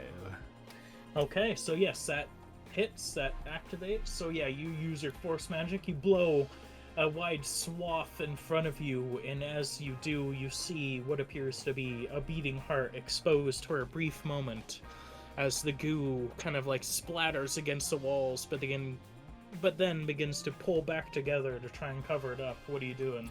I'll snag it now that there's like a trough to run through as I run by. Excellent. Give me a melee attack roll here.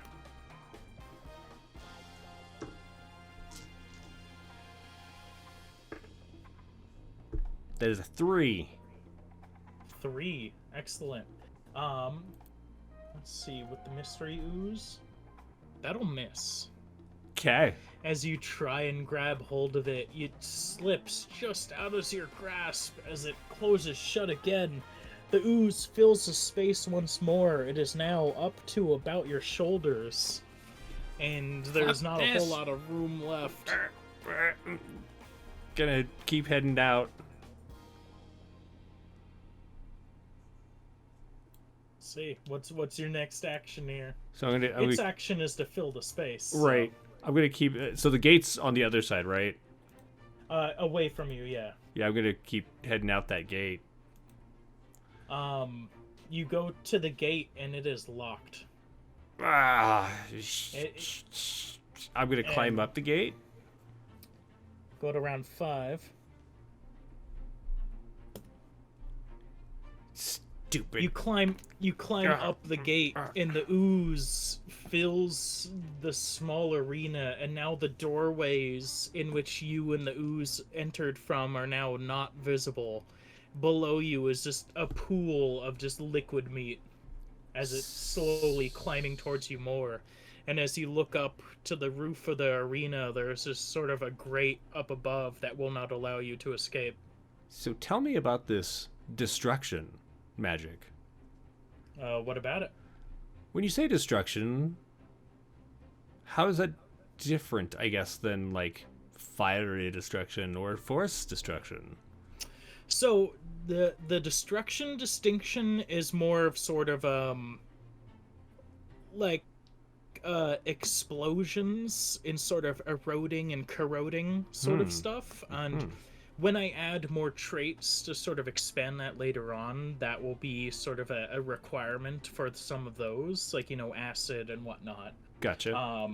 At this point in time, it's a fairly generic sort of like doing damage without it being like specifically one type of damage. I mean, I'm completely fine with exploding destruction, so I'm going to explode more of this ooze thing as I hang off this gate with a 4. With a 4, you explode away at some of this ooze, and you watch as, the meat just kind of like explodes and showers off into a number of chunks around you, just cooked and whatnot. But it quickly forms back together, and as you watch in horror, the meat continues to fill the arena before it engulfs you. And you fall unconscious. Okay. Suffocating under a pile of liquid meat.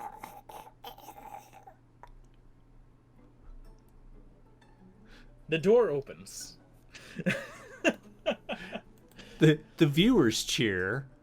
Yep, the viewers cheer. The camera cuts from our chefs and goes to we lost another one. Sorry. What appear to be 4 stools. Let's see. Vara and Bobby, you are seated. You have the choice of sitting in one of the 5 chairs available to you. Similar to the other areas, it is 1 through 5, and you may make your choice here.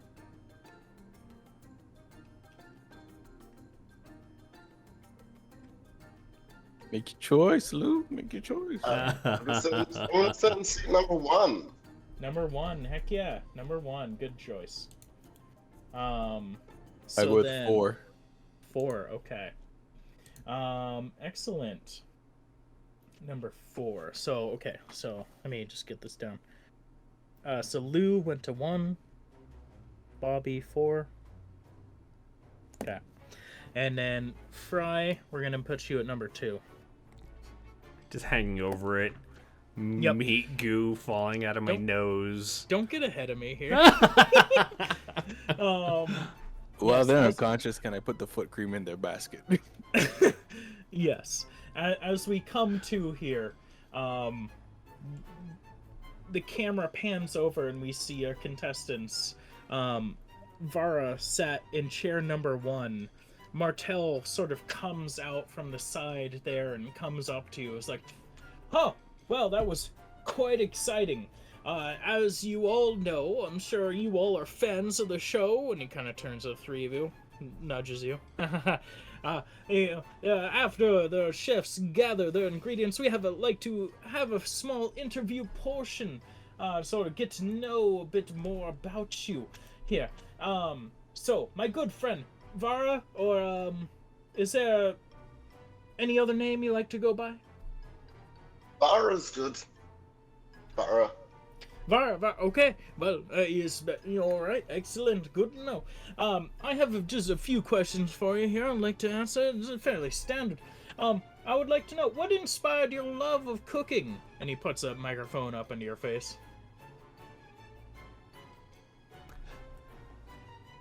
Vara, I like fish.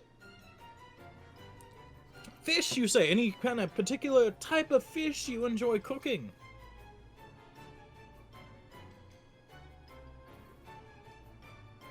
Yes. Wow, powerful stuff. Now, I will say, second question, are you known for any particular dishes? Yes. What Such those might be? literal answers. Uh,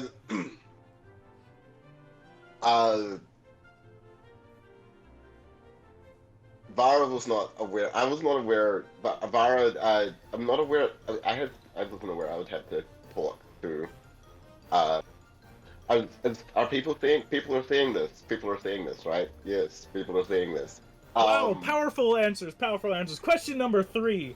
Is there anyone in particular you'd like to say hi to? Hello. Wow. Who am I saying hi to? Oh, great stuff, great stuff. Quality chefs here on Boldest Chef. Moving on to chair number 2, it's delightful. Move on to our next chef here. Here, let's, Fry, my good sir, how are you doing today? And the camera pans over as Martel's holding Mike out to the unconscious Fry, is draped over a chair. A good-sized chunk of meat just drips out of her nose and slowly oozes to the ground. Oh, good, yes. Plop or Fry? I think, okay, appropriate. So Plop, I got a few questions for you as well. Some say food is a universal language. Do you have any opinions on this matter? There's a slight sucking noise as she opens her mouth to breathe in, and it's like kind of like a high-pitched whining sucking noise, as then like more goo falls out of her mouth. Excellent. Powerful stuff. Now, let's see, question number 2. Let's see. Melons, fruit or vegetable? There's a long, awkward silence. He stops and sort of like holds a claw up to an earpiece in the side of his head. He's like, huh? Yeah. What? I got. Okay.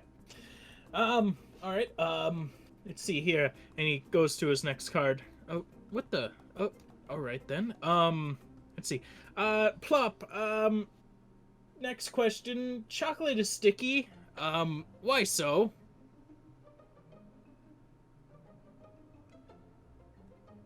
Was that stuff just goopy? It's not like acidic or anything? Correct. Just okay, goopy. Okay.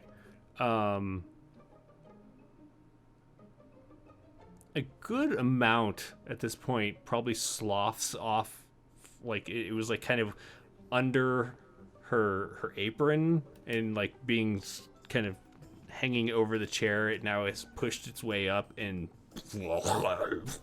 onto the ground. Excellent. Powerful stuff, powerful stuff. All right then. Quality answers. You there! And moves on to, Bobby. There. Hey, Bobby, well, let's see, oh, gosh, wait a second, hold on. And he's kind of like looking through his cards. Seems like an intern was put in charge of the questions. And he scowls for a moment before listening to his earpiece again and sort of putting on a large fake smile. Well, it seems I'm being told to read the cards, so here we go. Bobby, crystal balls show many of the picture shows, such as Allies, Bold Swap, and 47 and 3/8 Bolds. Which show do you watch? none of them. They're all garbage. Oh, garbage to say. What do you think of that? They just don't make quality TV anymore. You know, everything's always about the drama. You know, there's no real writing going on. You know. I think we can all relate to that. All right. Second question I got for you. Let's see. What the?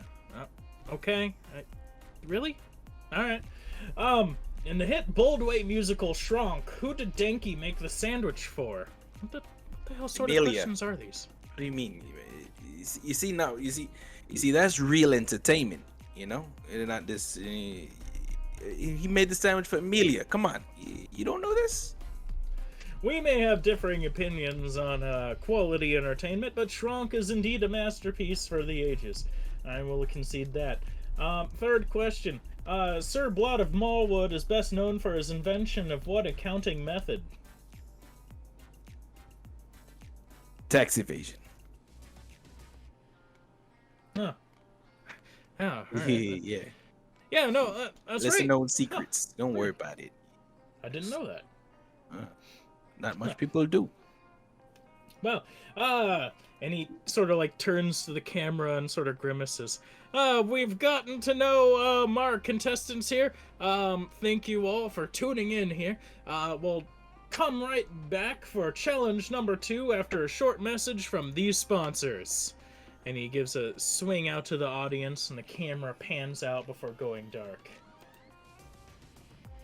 And is that where we'll take a break? Yep, I think so. All right, let's take a 5-minute break or so, and we will see you all back here then. Do you?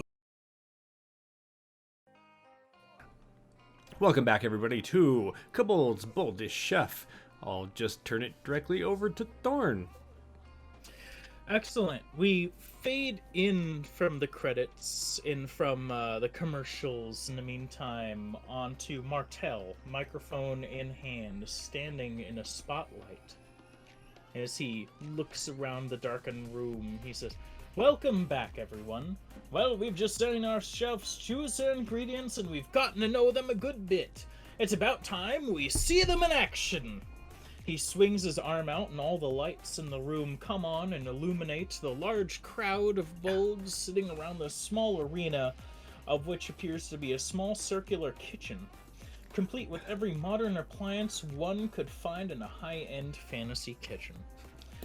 On a stage at the far end, we see the players walk onto it from the back with baskets full of ingredients. Martel jogs across the kitchen and gets on stage. Well, it's time for the next event. Are you chefs ready? Kind of wobbling on my feet, shaking my head, and I stop for a moment, and I take my whole hand and plug up one nostril and then just blow real hard, and a bunch of the mystery meat comes out of another nostril, and I blink. Ah, much better. Looking good, and he slaps you on the back. Ah. All right. Well, for this event, each of you have the ingredients you gathered earlier. Your task is to turn them into a delicious 5-star meal.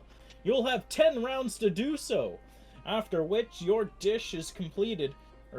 After your dish is completed, it must be placed on the presentation table there within 5 rounds. And so, for those of you with the Roll20 open, I switched it over to the kitchen map. You guys begin on this blue stage on top here, and the presentation table is at red square on the bottom there. Okay. Let's see. He points to the return. Any questions before we get started?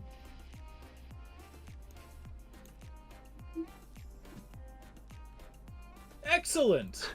Well, 10 rounds on the clock! And he points up, sort of at a nearby wall, and you watch as the counter gets set to 10. You don't know what a round is, or how long that is specifically, but, you know, it's rounds. It's in the show. It's been part of it since the beginning. Alright then. And cook! And he throws his hand down, and a horn goes off, and you guys are off to the races here. Now, basically what we're doing is starting a conflict. At this point in time, I would just go ahead and ask you all to roll a d10, and whoever rolls the highest will go ahead and say gets to start first, and we'll just go in that sort of order from here.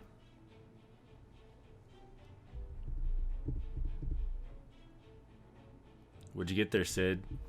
What you got? What you got? What you get? What we got? I got a 1. Out of 4. I got a 3.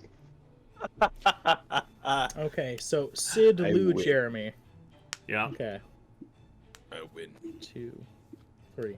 All right, so Sid, you get to go first. Ahead of you, you see a large kitchen, circular in appearance. There is one oven, there is one grill, there is a prep station, and a stove ahead of you. As you can see, sort of marked out by these green lines and areas, along with these solid black lines, these are the specific areas you are allowed to move in. For kobolds, instead of having a distance of like a speed of like 30 feet or 25 feet or whatever, you get a number of spaces you can move. So if your speed is 2, you can move 2 of these spaces per round. And if you refer to the ingredients, as we sort of talked about kind of off air there, a number of them require a number of turns to prepare and get ready. So you will have to plan out what you're going for first as far as preparation goes, how you will move there, and then what you will move to next to begin prepping while the first one cooks, and so on. So so I can't have them go concurrent rounds. You can have them go concurrent rounds, so say the meat, all of them take 4 rounds to fully cook. But, you know, so while that meat cooks, you can move off to another space to go do stuff. But if you are not back by that 4th round, it may start to burn. Okay.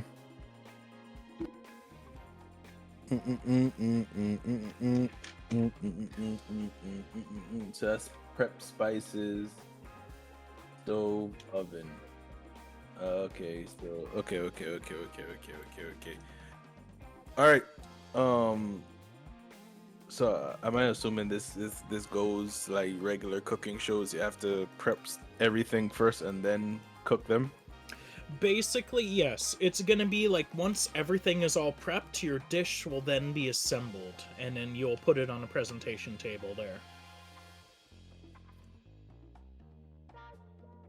Okay, so what I'm asking is, can I just drop something on the grill, then move to prep spices, and then come back? Is what I'm asking. Correct. Yes. Yeah. That's what I was saying. Is but like, so say the meat, you pop it on the grill. If you're not back by turn 4, it will start to burn, and then it will damage your meal, sort of thing. All right, I got you.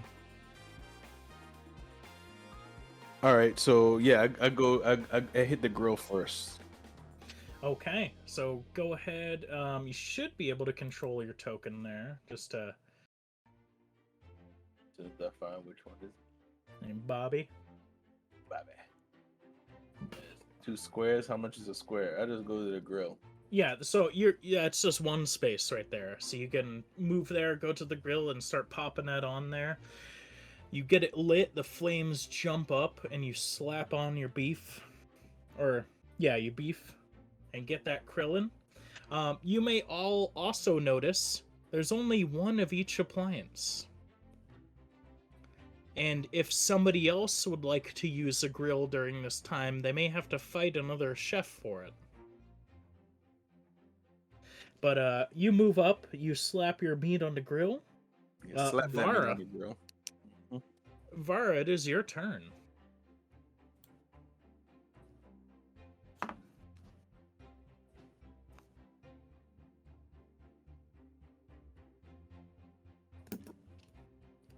I should also note that Sid, you slapped your meat there, so you just give it one check as far as preparation goes, and in each round you'll add another check until you remove it from the grill. All right. Yep. So I'm going to move to the stove, which is 2 spaces. I'm going to start to pan fry my fish. And then I have the swift step trait, so I'm going to take a move into the middle. Okay. So let's see. Okay. So 1, 2, and then move to here. Okay. Oh, right into the very center. Oh, there's a counter in the way there. Oh, yes, I see. Yeah. So background to that, yeah. Vault it! Vault the counter! Excellent. So you want to make a note that your fish is on the stove, and yeah, that you have 1 round goes by. Fry. Okay, so I have a really important question about this mystery meat. Yep. What's its consistency? Jello. Okay. Well, then I am going to... I don't think I have swift step. Hang on 1 sec.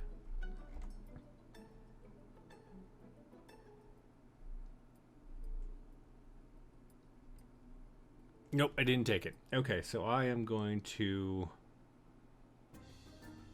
head over to the prep and spices. Okay, so you started there, so that's 1, 2. So how much what's your speed?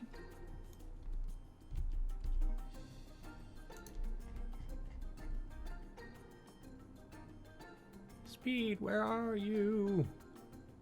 Should just be 2 base, unless you have anything else. I don't think I upped it by anything, so yeah, that should be it. Okay, so you'll be here then, because you started at the stage, you moved into the center area, and then down to here is your second move. So you can't move here and then here?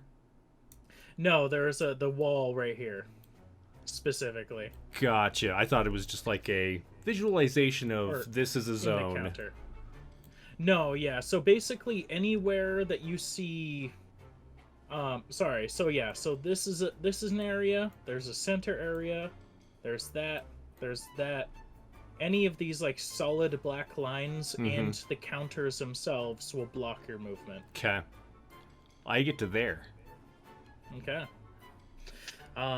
Excellent. So, we go through that. Everybody begins to scramble and move about. Let's see. We will go ahead and roll a d10. Let's see. Here we go. Martel steps forward and kind of like comes into the camera's limelight, and so, well, this seems like a good time as any. We should go ahead and check in our chefs and get an idea of exactly what they're trying to get cooked here. Let's see. So, 1, 2, 3, 4, 5, 6. Okay. Sid. You are grabbed by Martel around the shoulder, and a camera sort of like comes around Bold, sort of holding it on his shoulder, comes crammed up into your face. Sid there, my buddy, my friend, my good chef. What are you cooking for us today? When he swings me around, the knife comes just a little bit too close to his face, Like, all right, hey, I'm cooking here. You just don't walk into the kitchen touching the street. What's wrong with you? You could lose an eye. And Oh, yeah, the yeah. knife is just literally like right. I guess you could lose an eye. What's the matter with you? Oh, I've done this for years. Now, say, so what dish do you plan on making for us this day? Food. Food. Oh, Kind well, of just push the camera away. we see a lot of that. Ha ha ha. And he pulls you closer to him and squeezes you, and he's like, just go along for the interview. That's what they pay for. So, haha, I see you got some beef going there. I lean in and say, Michael, leave me alone. Let me cook. Well, you're going on the grill. All right? Haha. Well, great interview like always. He pats you on the shoulder, and you lose a round. As we go to Lou. Wait, I lose a round? Yes. So, in kobolds during conflicts, there are environmental effects that occur, and in this kitchen, it is no substitute here. Some of them are forced interviews, where you are placed in front of the camera and must answer a number of questions, and a few other things that we will soon get to. And So forced my beef- interview loses you a turn. All right, so my beef doesn't get a check mark.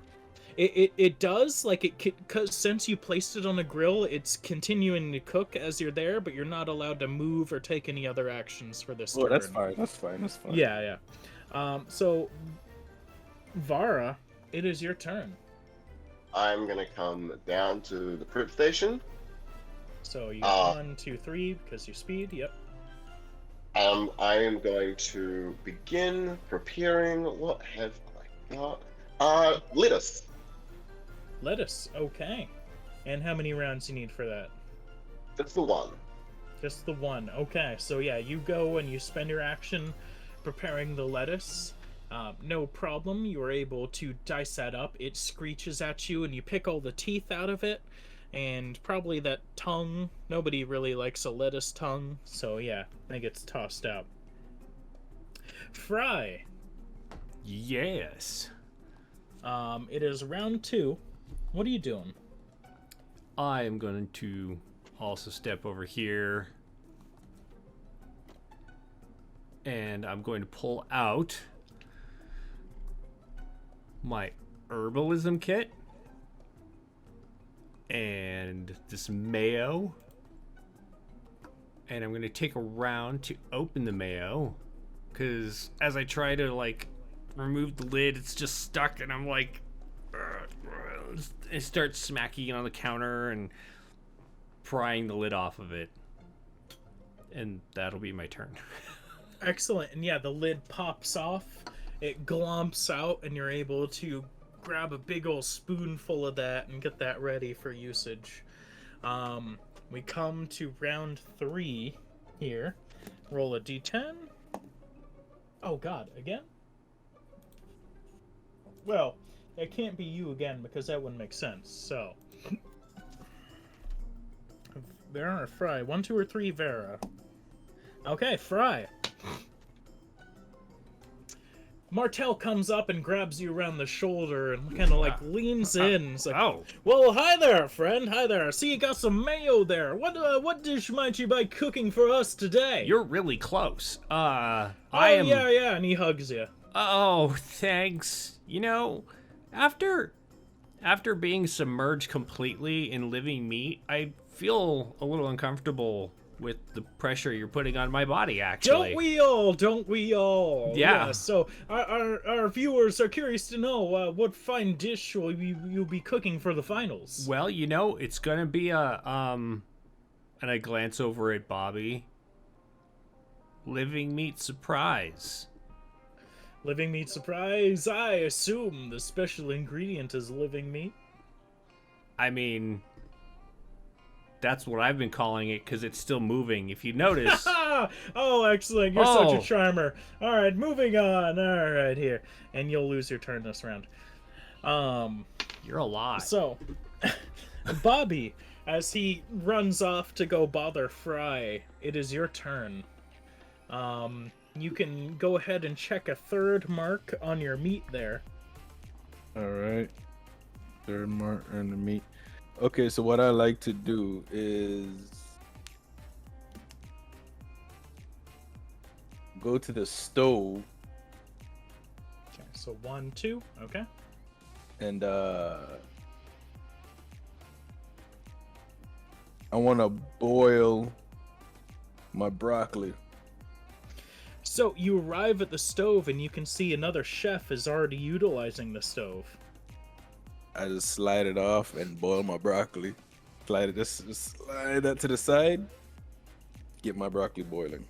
There you go. So so how many rounds do you need for your broccoli? 1. 1. Okay. So yeah, this round you begin to boil it. Vara, it is your turn. You will Yes. not. What was on the stove again? Fish. Fish. So your fish only has a 1 marker. You will not check another one, as it has been set aside here and is now just sitting on the counter. Does awaiting- Vara have- know? It should have 2 markers because we're on round 3. Or oh, sorry, 2. Yeah, so we're on round 3. Yeah. So yeah, I won't get a third. Sorry. But yes, you can look over as you're doing your prep work and see that happen there. What are you doing here? What's your turn? I'm just gonna prep my aioli at Excellent. this position here.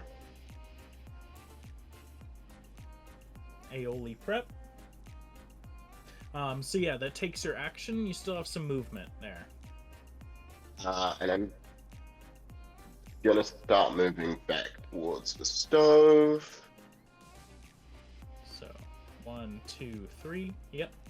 Cool. So you move back towards the stove. Excellent. And Fry, you're being interviewed and sort of hassled by Martel. So we go into round 4. And we'll roll for the environment effect.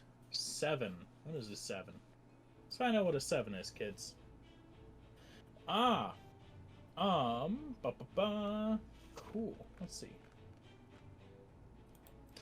1, 2, 3, 4, 5, 6. Okay, do it like that. And 6.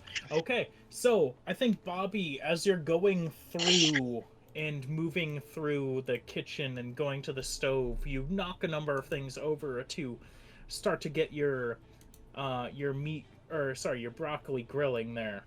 And somehow you knock over a large bottle of sauce, and it coats the floor.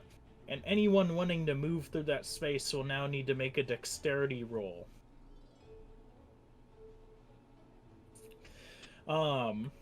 Excellent. So, Bobby, it is you. As broccoli finishes, you strain it, you get it prepped in a bowl and ready for usage. What are you doing here? Heading back to the grill. Okay, dexterity roll. Give me something good. Give me something good. A 2. Oh. So you go to move back towards the grill and you slip in the sauce that you knocked over a minute ago. You lose 1 speed, so you can move 1 space.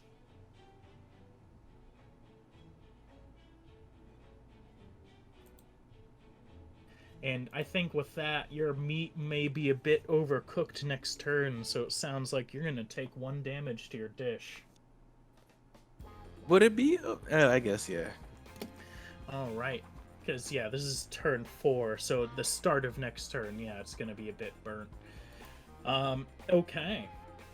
We come to Vara. Your fish is off the stove. Oh, I'm sorry. I wanted to slide it back and then go. Okay, yeah, you can slide it back for him. Alright, so Vara, your fish is on the stove.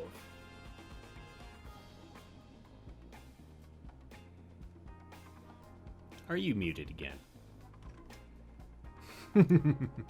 Oh, yep, looks like he is. If I see Bobby slide my fish back onto the stove, I'm actually going to move over to the grill, rescue his meat before it burns, and then come back round to the stove. So 1, 2, 3. All right, weak. All right. It's a competition. Someone has to win. Oh, Let don't it worry. burn. Don't long as- worry. As long as it isn't fry. Look, there's still plenty of time for treachery, but a good turn saves a good turn. All right. Excellent. Fry, it is your turn. So, Thorn, I have a question for you. Yes, Are there illicit drugs in this game? absolutely. How much do you think they'd be worth? Like, could I have a coin's worth of illicit drugs? Like, let's say mushrooms, for example. Some kind of thing I would put into a dish. Let's go ahead and give me a. Ooh. Let's give me a roll of some sort. What are you thinking here? Stealth. Stealth. We'll say stealth to sneak something like that on set, because I'm not against it. I'm just like, yeah, maybe something they frown upon. So I'm using the I forgot I had this trait. There you go. Oh, okay, never mind then. Yeah, you just get it. All right. So it would be like in my herbalism kit. Yep. And I'm like, you just oh. got it. So then I'm gonna put the mushrooms into.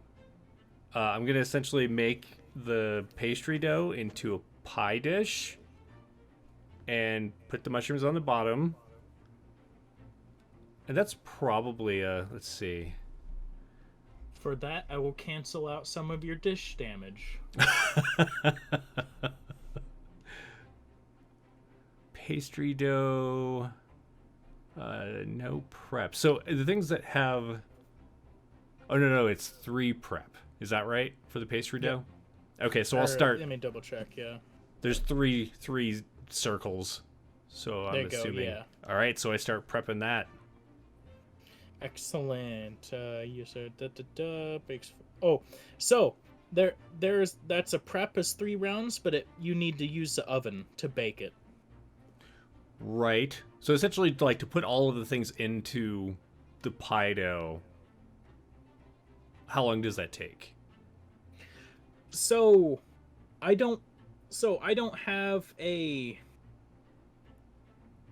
I can knock off a round of prep for that, but I don't have like that isn't a factor. It's like the individual ingredients rounds wise at different stations are what's important, not necessarily assembling the dish. Gotcha. Yeah, she's not thinking that far ahead. She's like, I'm going to put all of this into this pie and bake the pie. There you go. So what all are you throwing into your dough then? Everything. Okay, everything. All right. What's that? Everything pie. It's an Classic. everything pie. So we can say that like you've thrown everything into your dough now at the station, and it is now ready to go to the oven. Okay. Excellent. We go on to round 5 here and roll for a new event. Oh gosh, no. Yeah. And 3 again. Gosh, this has worked out real well. So who hasn't had an interview yet? Vara? Sorry, what was that? Yeah, okay, so... Yep, so... Martel comes up to you as you're sort of in the middle of the sauce here, and he's like, oh boy, looks like somebody's getting sauced. A bit slippery here. Get us a wet floor sign, boys. Anyways, Vara, my good friend, what dish are you making for us today? I'm gonna stab him in the leg. Roll melee attack roll here. That's a 9. That'll hit. And you stab him in the leg. He's, oh, son of... Oh, hi. Oh. I certainly laugh from across the room. I'll go ahead and give you your turn for that. You know. think that's allowed. That's what I was trying to do with the intimidation. Come Right? on. He, Sorry. he's not You can't reserve intimidated, that with intimidation. right? You just gotta stab. Yeah. Sometimes you just have to stab a person. That's my life advice to everyone listening to this. Sometimes just stab a guy. I agree. Yeah. Co-signed. I'm going to prep my butter. Okay. And what do you need to do that there? The stove. So I'm taking my meat off the stove. And your meat's fully cooked there? Yes. Okay. Excellent. And so yeah, one turn to prep for the butter. Excellent. Dope. So, Bobby, Yes. as we start the turn, yes. What are you doing here? Your meat was rescued from the grill. It is on the counter, we'll say, so it is ready for use. Okay, so what I need to do is go to the prep spices rack. So it's 1, 2. So yeah, you can make it there. Excellent. What round are we on? This is round 5, so you have 5 more rounds. If you would like, you can choose to use your action to move again, you know, and get at least into the space if you want.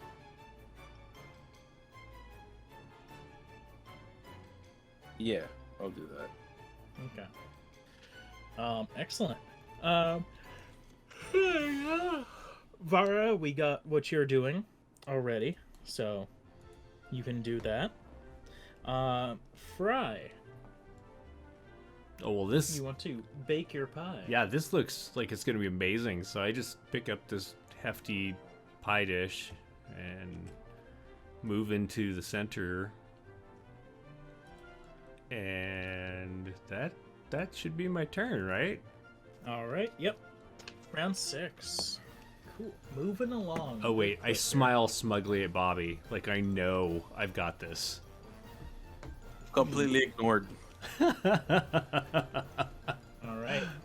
Nothing happens this round, so yes, we go to Bobby. You are at the prep station there, and you begin to get ready your ingredients. What are you prepping here? Excuse me. What am I? The pepper. I'm gonna chop up the rest of the pepper. Chop This up round. that pepper. Excellent. And your tears come to your eyes as it burns a good bit, but yes, it's quickly and easily chopped up and ready for use. Excellent. We go to... And, oh yeah, sorry. Did you want to have any movement after that? That's chopped. No. Okay. Vara, it is your turn. Okay, wait. Sorry. When my trade second swing, would I be able to use that to prep on something else? Oh, okay. Okay, Slick. I like the thinking. Okay, what I'll take is a melee attack roll here to make that happen. All right. You get above a 4 and we're good to go. Melee attack above a 4. Sheboygan. That's a 6. Nice. There you go. All right. Yes, absolutely. We'll say, yeah, you can dice, slap, chop, whatever else you want there. All right. Cool. Now, yeah. So okay. So since I did that, now I'll take my movement, and I'll just take 2 steps over next up that way. There you go. Excellent. So yeah, Savara, back to you. I'm cooking rice. Rice? Heck Yeah. yeah. All right. I know, real exciting stuff. So yeah, you get the rice boiling there. So you can mark off 1 round of prep for that, and you have 2 more for there. Any movement you're trying to do? No, not right now. Okay. Keeping still, I dig it. And Fry. All right, so Fry is gonna move over to the oven and pop it open. Slide her prize-winning living meat cream pie into God. it. Listen to it I'm gonna scream. deduct a point just for that. Listen to it scream for a moment, smile, and close the oven and wait. All right then. Jeez. Oh God. It's bad. Excellent. All right. Oh, sorry. Come up to the top of the new round, new environment effect number 2. We haven't gotten that one yet. Let's see. The oven explodes. Ah, there we go. Martell sort of like comes out and he gets on stage and he's sort of like looking around. Well, it seems like our chefs are hard at work, but there's only one thing chefs at their prime that could only ever make things worse. That's too many cooks! And he raises his hand. Doors open on the side of the arena, and chefs, other kobold chefs come rushing out and begin to try and fiddle around with their dishes. Their claws and sort of yappy faces are like, oh, no, you're not doing it right. Come here, give that to me. You're not, no, please, don't put the pie in yet. What are you doing? And begin to start to fiddle and force around with your stuff. I need each of you to make a guard roll here to protect your dish from the rush of these assistants trying to help. So out of curiosity, so I have small. Yep. And it gives me +2 to stealth, persuasion, escaping restraints, and squeezing through small spaces.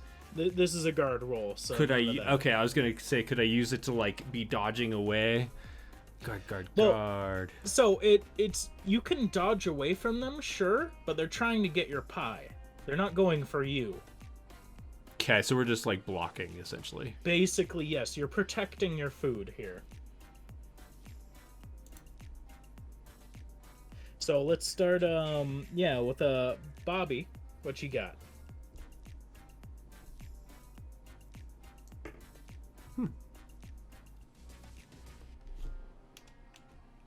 Oh? Someone muted. Sorry, it was dark. I got a 2. Oh, no. 2, okay, so yes, yeah. They come in and start fiddling with your ingredients as you're trying to carry them across the kitchen. It's like, no, it's not properly distributed. Here, give that to me. Hey, Somebody grabs one of your bowls and begins to make off with it. And some of it spills on the ground. You'll suffer 1 damage to a dish. I hit him with a thrower knife. Ah! And he falls to the ground and starts bleeding. Vara, I rolled an 11. you're working on your rice there. Give me, what's your guard roll? 11. 11. What yeah. the what? I have a Easily 10. I have an 18 in my physical, and I have a +1 for my guard. I rolled a 10. That's awesome. Yep. So yeah, you just, without even looking, you're just kind of like holding the face of one of these guys. Like, no, that's not how you cook, right? You didn't wash it off. And they're just trying to get at that, and you're just like, ugh. Fry. Perfect. I would never cook rice without washing it first, ever.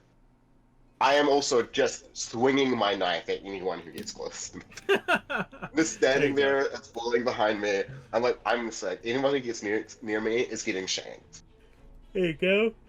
Fry.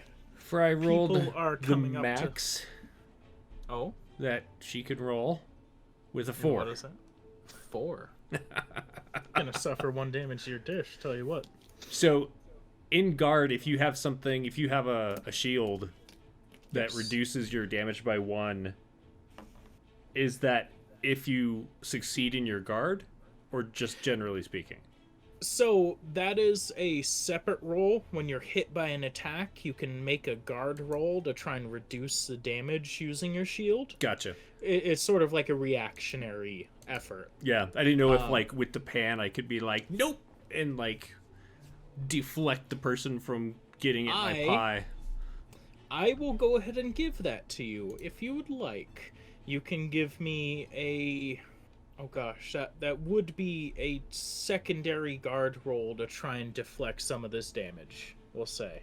Is I a will give it to 4 you. gonna matter? So the 4 matters. But go ahead and give me a secondary guard roll here. Okay, because I was gonna say, cause if it, yeah, not even that too. Okay. I'm gonna say. What I'm gonna do is I'm gonna add that to your total, and we'll say, yeah, you don't take that 1 damage as you go up and you slap the hand of one of them with that pie, or sorry, with that pan.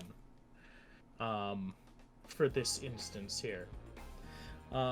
Okay. We come around to the end of round 7 and enter round 8.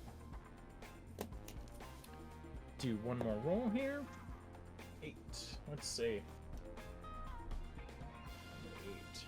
Nothing happens. Alright, cool. So yeah, this round, the chefs, those assistants disappear and kind of pull back into the woodworks. Oh, okay. And retreat.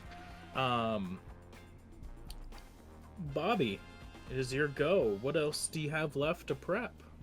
Gotta get on that stove. Yeah, so yeah, just get to the stove. I still have to make a. Is Yeah, that sauce still there? Yep, sauce is still there, so make me that dexterity roll.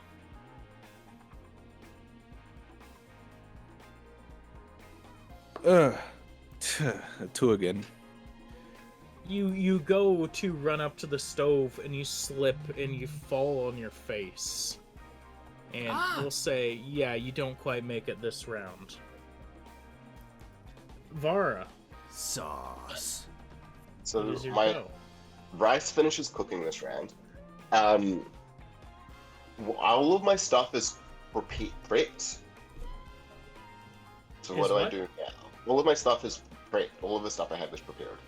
Oh, it's all prepared. So you Yeah. assemble your dish, and now it needs to be placed on a presentation table, the red square sort of at the bottom here. Okay, I'll roll to master the sauce. Yep, roll for sauce.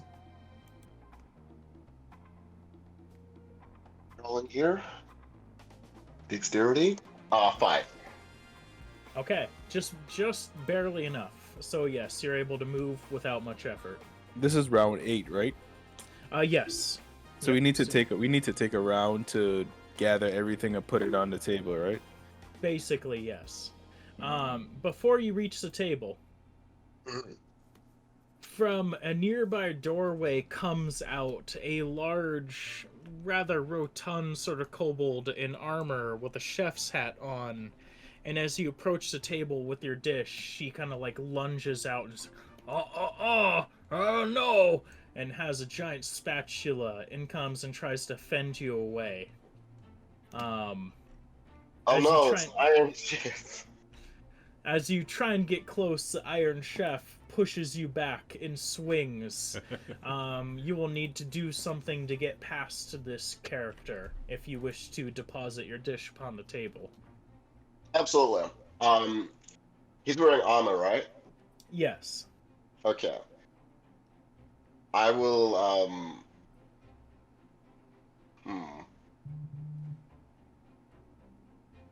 I will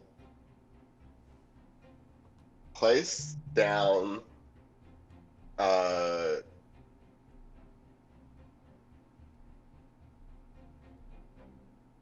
on, give me 2 seconds here. What have I got? What have I got? What have I got?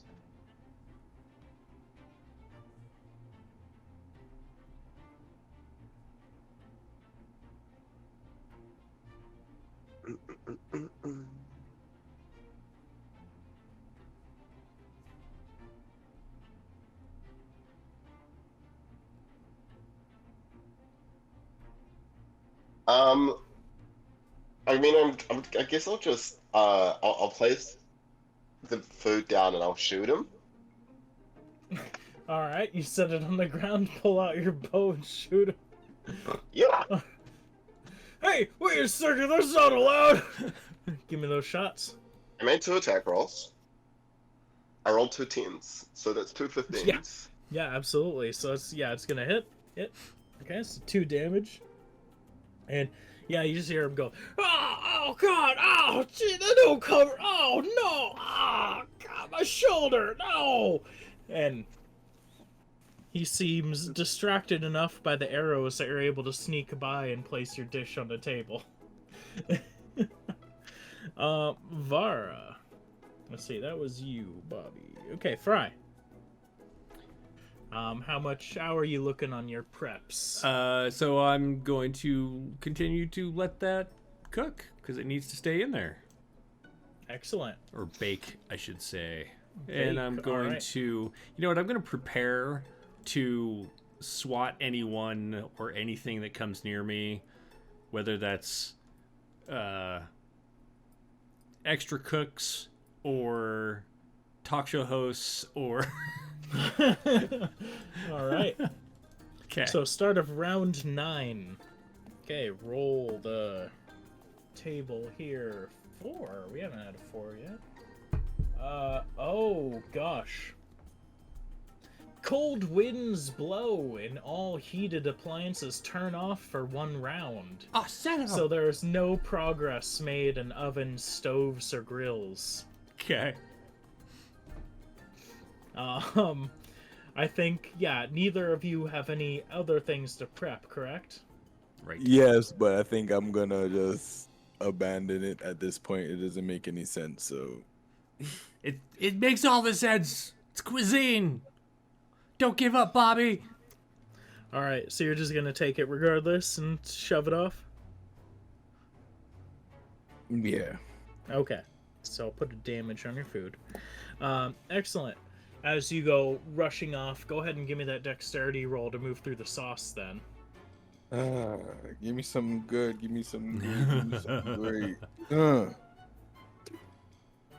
That's a 4. There you go, no problem. Oh, You're yes. able to keep your footing and move through the sauce without issue. So you go 1, 2, so you end up in the center here. Yeah. Sorry. As you're rushing towards the table, you can see that the Iron Chef there has 2 arrows in him, and he's sort of complaining still, but seems to be sort of compiling himself back together. Vara, you're basically done here, so you don't have to worry about it too much. Fry, the oven is off. I will restart it or whatever needs to happen while I wait for it to finish cooking. Give me a wits roll. Okay. What round is this? This is 9, so it will be round 10 next round here. Wits. Yeah. 1. You futilely punch the oven and nothing happens. This thing is stupid. It doesn't work anything like the one I have at home. Excellent. So round 10. So this is a round in which dishes need to be finished, otherwise you'll be suffering negatives. I got no events on the table, so it is a regular round. We'll go to Bobby. You approach the table there, and you can see the Iron Chef has sort of like composed himself again. He's like, all right, no, I hit no him with shooting. the throwing knife.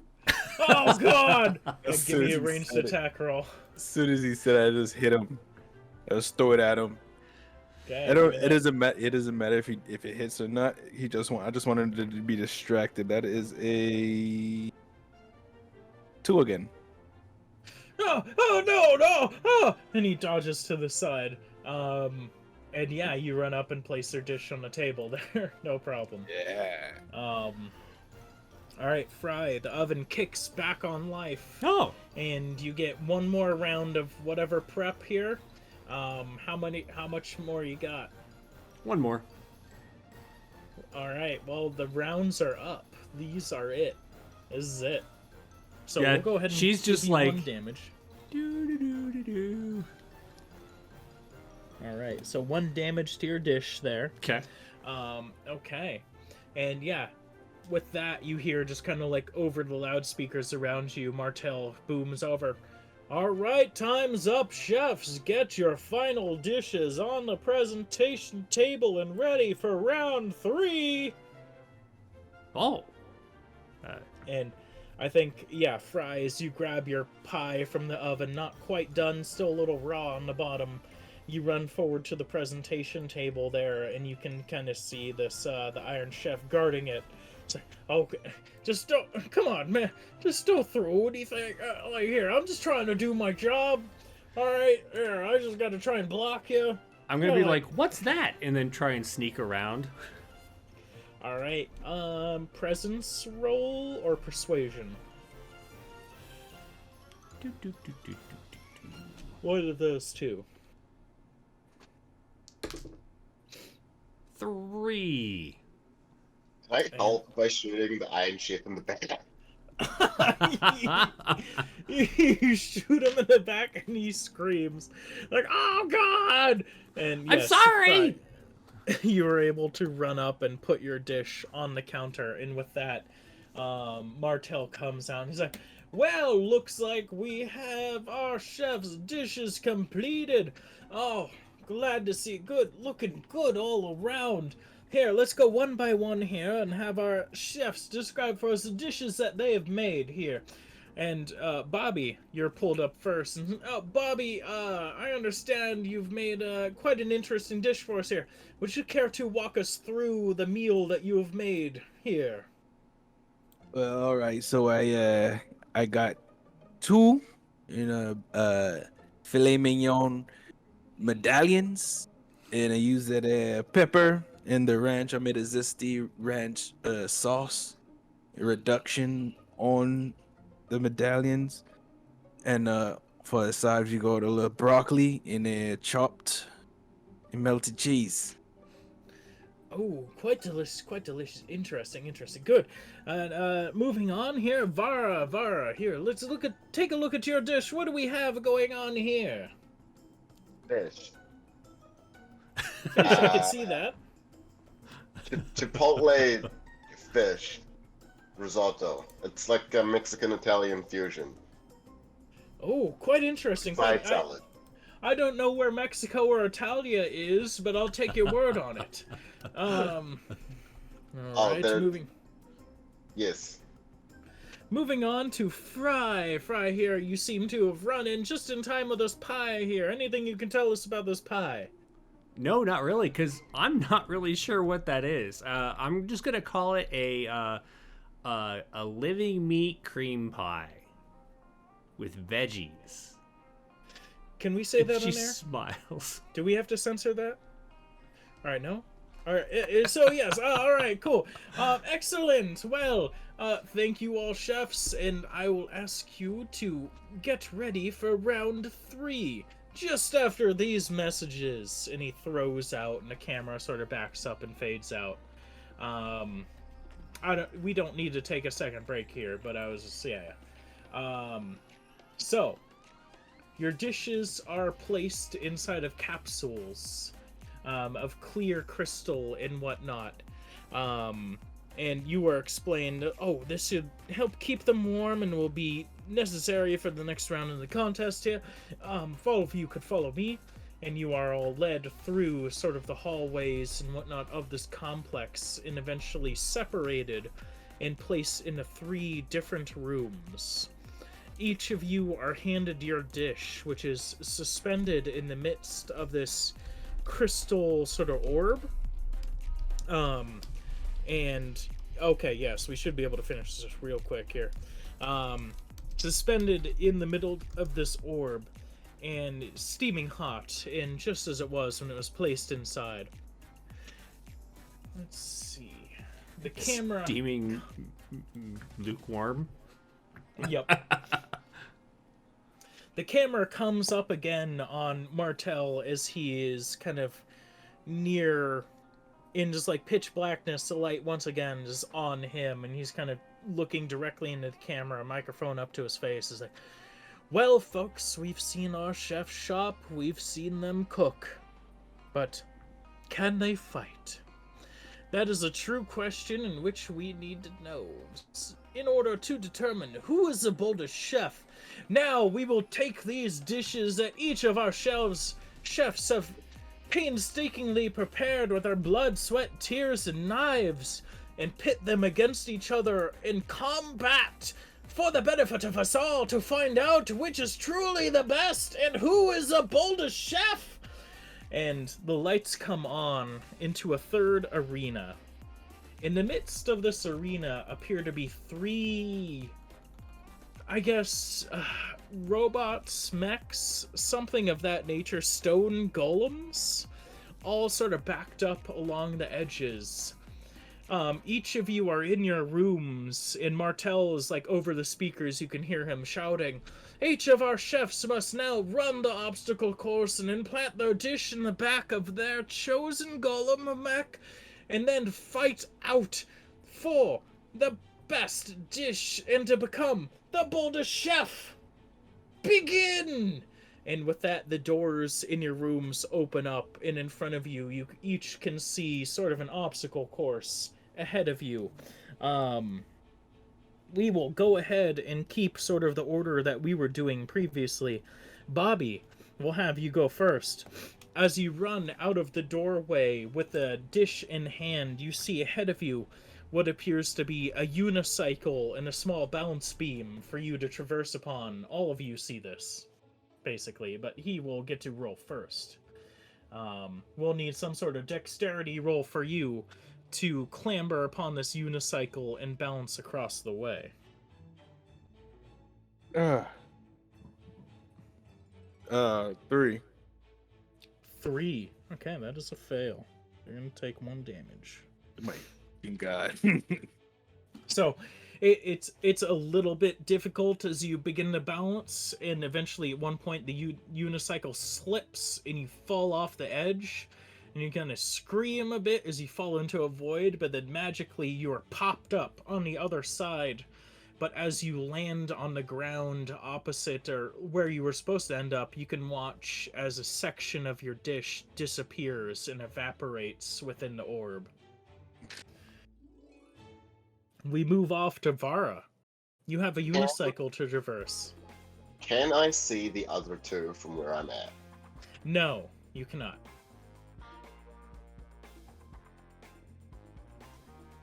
You're all kind of in your own sort of like little obstacle. I'm gonna ride the unicycle. Excellent. Okay. Dex roll. A 6. 6. There you go. No problem. You hop on that and easily cycle your way across to the other side and hop off. No problem. Fry, give me that dex to cycle. Okay. That's a 4.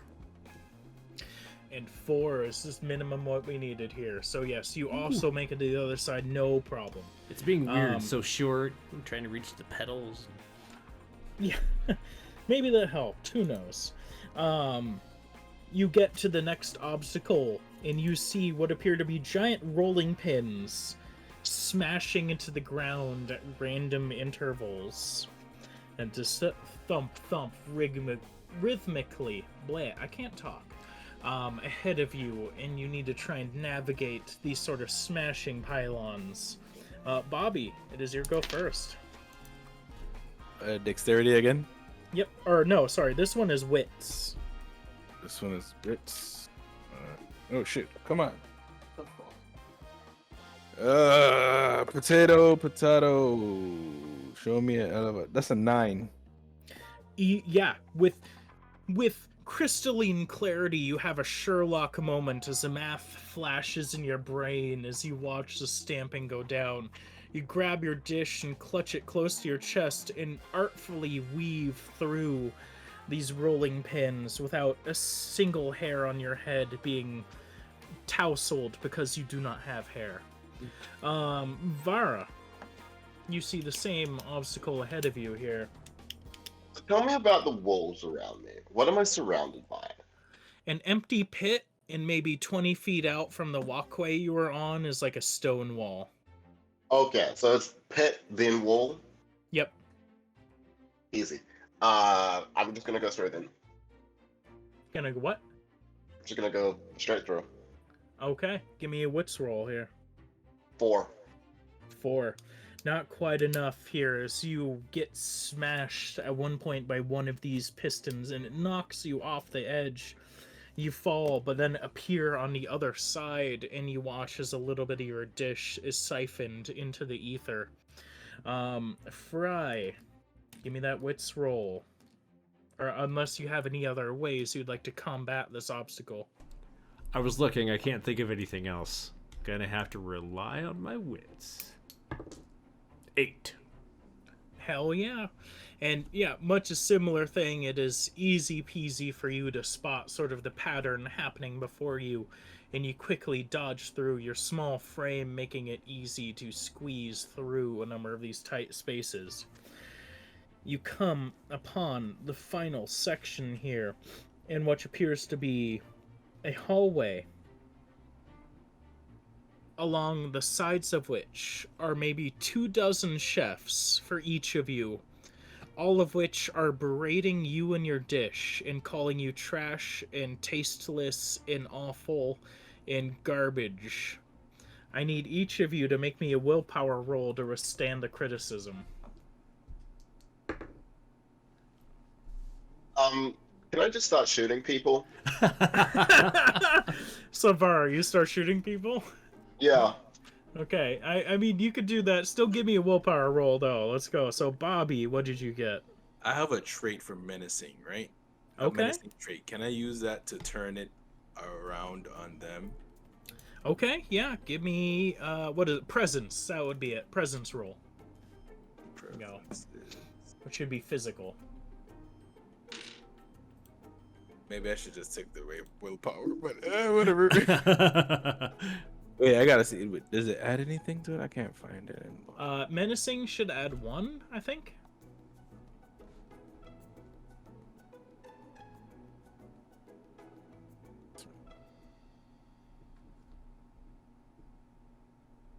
+2. Oh, Plus even 2. better. Okay. Let's give me some good. 4. 4. Okay. So Bobby, you make your way through and you sort of like growl and snarl at some of these folks, and some of them peel back from you, but most of them seem unperturbed. It's like they're being paid to do this and they don't really care what you think. Vara. Now, the reason I'm firing a bunch of arrows at these people, not because I think they'll stop, but because I think it's much harder to berate someone when they're shooting arrows at you. And I also only have a D4 to my mental, so I'm wondering if there's like any way that it could help my roll. I'll give you a modifier, and I think it'll definitely be like a ranged attack or presence roll here, just to like enforce yourself over or like shoot in such a way as to concern people. I'll give you +2 to this for sure. Okay.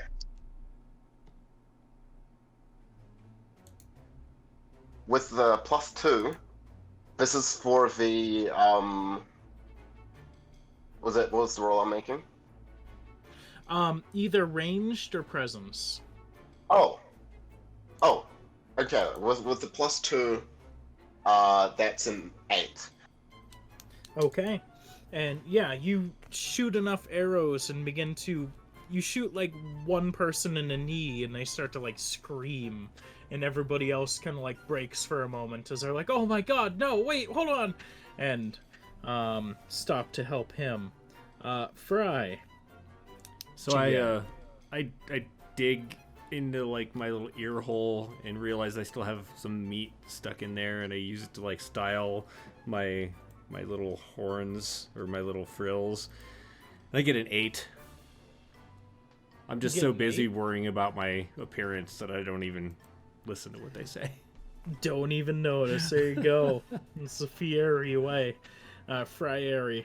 And you move on through with no issue.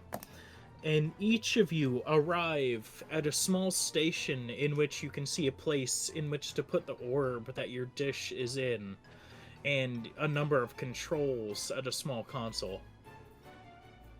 And placing your dishes in such places, you watch as the golem ahead of you comes to life, and as it lurches forward, it takes the dish with it as a small power source in its back.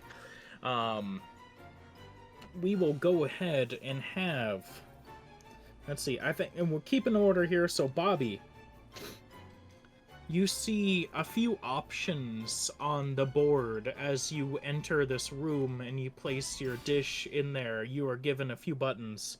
One of them says Flaming Whisk. The second says Beef Hammer. Third says Mayo Cannon. And fourth is Vegetable Peeler. What's the first one? Flaming Whisk. Flaming Whisk, Beef Hammer, Mayo Cannon. Mayo Cannon, Veggie Peeler. Veggie Peeler. I feel like I need to clip this right here. Flaming Whisk, Beef Beef Hammer. Hammer. Mayo Cannon. Mayo Can. What? What is? Just what- push You all get of a 'em. You get a choice of one of those. What is your choice? It's only 4, right? Yep. Hammer, beef hammer, beef Was hammer. the second one Beef Hammer? Yes. Then it's Beef Hammer. Beef Hammer for Sid. Okay. Sid the Hammer. All right. That's what they call Excellent. me. And as your golem steps forward, it pulls from its side a hammer made out of just meat that sort of seems to apparate out of nowhere and readies for battle ahead of it. Vara, second. There is a Flaming Whisk, Mayo Cannon, and Veggie Peeler you see appear on a screen before you after you insert your dish. Oh, you know I'm taking that Mayo Cannon, baby. Mayo Never Cannon for that. Vara. Vara. Okay. And I'll get over the specific rules for them when we get to it real quick here. But, so Fry, what do you got? So, Flaming Whisk or Veggie Peeler? well, so Fry takes a moment and she really looks deep within herself to decide what the best option here is. And instead of any of those, she's going to take her pie and sit down so she can see all of this and start eating it. Because, I mean, there's a coin's worth of mushrooms in this thing, and she has no idea what it tastes like, and she's super curious. And you just see a red light flash in the room after you open the orb and you sit down. It's like, "Brr, disqualified." Martell sort of like comes up and it's like, "Oh, it's a shame. That's a shame there." But honestly, to be frank with you, everyone, folks, I didn't think she had much of a chance.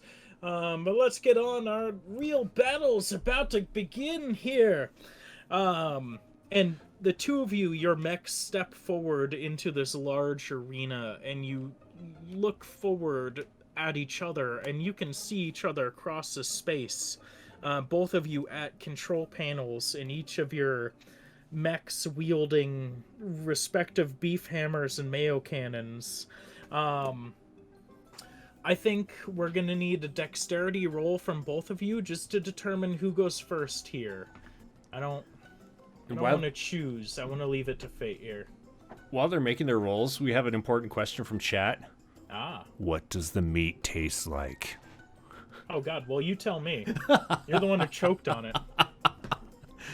We'll come back to that. Oh, I see. You bring up the question and won't answer it? Oh, all right. I gotta make sure I put this D10 aside for when I'm playing D&D later, because she rolling hot. I just rolled a 10 on that dexterity check. Okay, so Lou is a 10. I'm a 4. 4. Okay, so yeah, we'll say Lou goes first here. So Lou, the Mayo Cannon, your weapon, is ranged 3 spaces, which doesn't matter a whole lot right now. Will deal 1 damage, and on a hit, the target is restrained and must make a TN6 strength check to escape it. Do I get all of my regular projectile weapon bonuses with them? Yes. Fantastic. I'm gonna make 2 attacks. All right, give this a ranged attack for the mayo cannon. Your mech steps forward, raises a cannon, and a glob of mayo forms on the end, and with a loud boom, fires out. What'd you get? I rolled 8 twice, so 2 13s. Okay. So yeah, blam, blam, as 2 globs of mayo slam into you, Bobby. Let's see. Dealing 2. Your mech is coated in this goo. You are stymied. You can still probably make your way up to them, but you can probably make a strength roll and have better movement here. No negative modifiers on you. But yeah, so make a strength roll, basically, is what I'm trying to say. Sorry. And what am I rolling? Whatever your character's strength stat is here. I don't know Or what physical strength is. stat. Sorry, physical. Physical. That's what it is. Yeah. Or fitness. The fitness. That's where it is. I'm using old rules. I apologize. I rolled a 2. A 2. So you are slowed by the mayo as it encapsulates your mech's frame, but you still manage to make your way up to your opponent, and you pull out the beef hammer. Where's the beef? The beef hammer does 2 damage for every hit. All So you right. can go ahead and make me a melee attack roll here. Swing on that. Swing on that fool. That is 3 and a 6. 3 and a 6. So one of those will hit, and he'll take 2 damage. That's right separately to my character health. Yes, separately. So the health of each of your mechs is based on your respective dishes and the amount of choices and damage and failures and whatnot you've had up until this point. Which is, I've been doing a lot of math in the background. So. I see. Excellent. So, Bobby, it is your turn. Your mech is almost at half health. I just attacked, didn't I? Just attacked. I attack again. I'll attack again. There's no problem with me. Oh, sorry, no, Vara. Sorry. Oh my god, I got the order wrong. Sorry, yeah, Yeah, Vara. It is I your hit him turn. again. Yep. I mean, yeah, I'm gonna back up, shoot again. Okay, so yeah, you take a step back. You kind of like pull back in the arena. You're reeling Opportunity attack? No, not in this game. That would definitely be a trait that I plan on adding, but as a base thing, no. You step back, the mayo kind of dripping from your cannons and from your fellow mech. You prepare and you watch as it powers up, and you slam the button with your fist to shoot once more. Give me your melee attack rolls here. Totals 9 and a 13. Okay, yep, those will both hit. All right, cool. Dope. Cool. Da-da-da. All right, and then we can say, so now Bobby comes back to you. You can give me that fitness roll, the physical roll, to try and break free from your mayo encapsulation here. 3.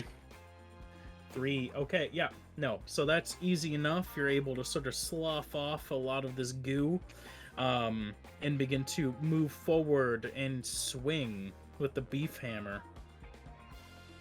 I'm accelerating a bit of things here just for time. So I'm using my stats, right? Just to make sure. yes, your attack stats. Your health is a different matter, but All right, cool. That is 4 and 3 again. there you go. Okay, so one of those hits, absolutely, and we'll deal 2 more damage to Vera.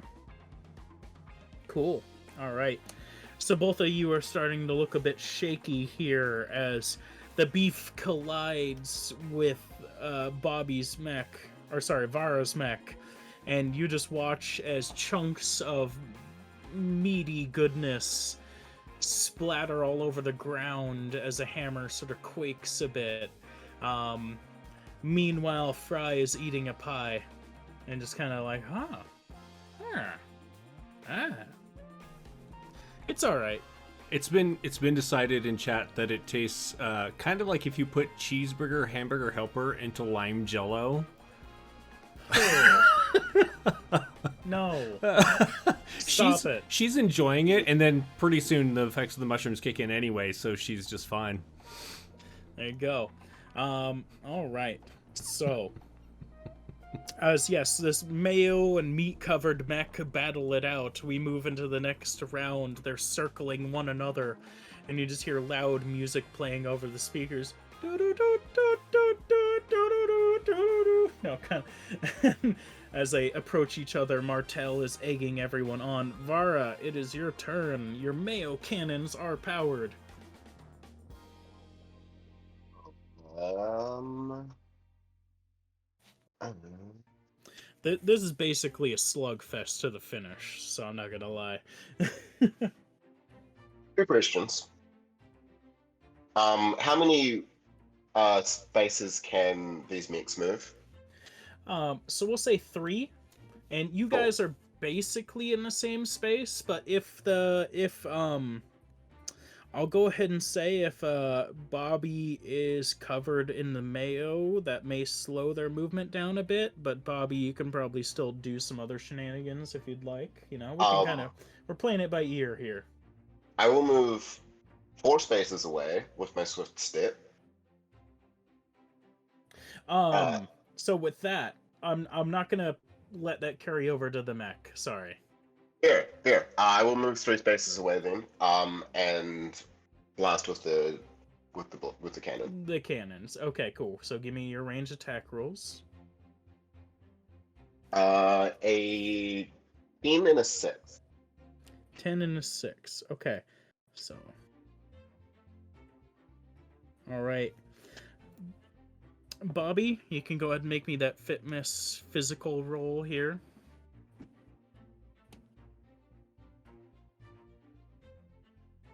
Two. Okay, so not quite enough to shake the mayo off of your gears. So you can definitely move forward, but you're not gonna quite reach effective range. Well, basically you can still attack. I'm just gonna give you a negative modifier here. That's fine by me. Yeah. Swinging the meat hammer. That is a 4 and a 6. Okay, that one will hit. 2. All right. And Bobby, your mech is starting to look a bit raggedy, as far as things go. Vara, back to you. 3 spaces again, and then blam blam. Blam blam. Yeah, no, like I said, this is a fist fight to the end here, basically. I expected more people in this fight. A 12 and an 8. Okay. Just kind of poking with that mayo. And okay, so Bobby, give me that fitness roll.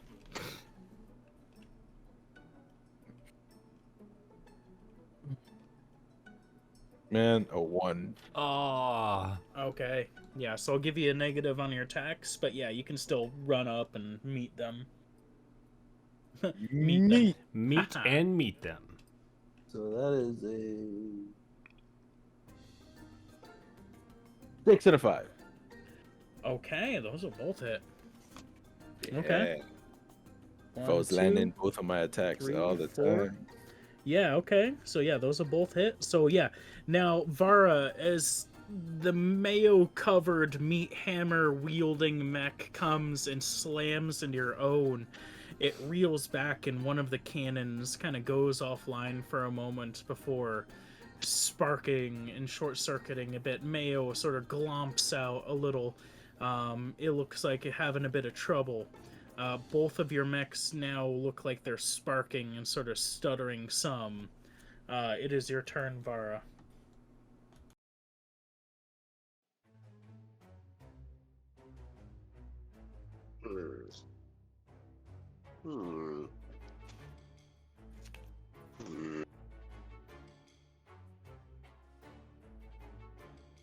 I'm just gonna keep doing what I'm doing. Okay, yeah. No, like I said, yeah, this is not a complex situation we're in right now. 12 and a 14. Okay, 12 and 14. Jeez. All right, yep.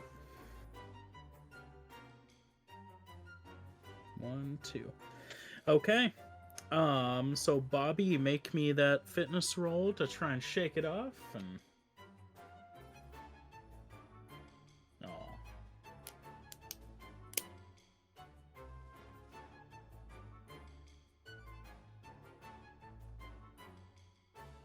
Oh. My turn.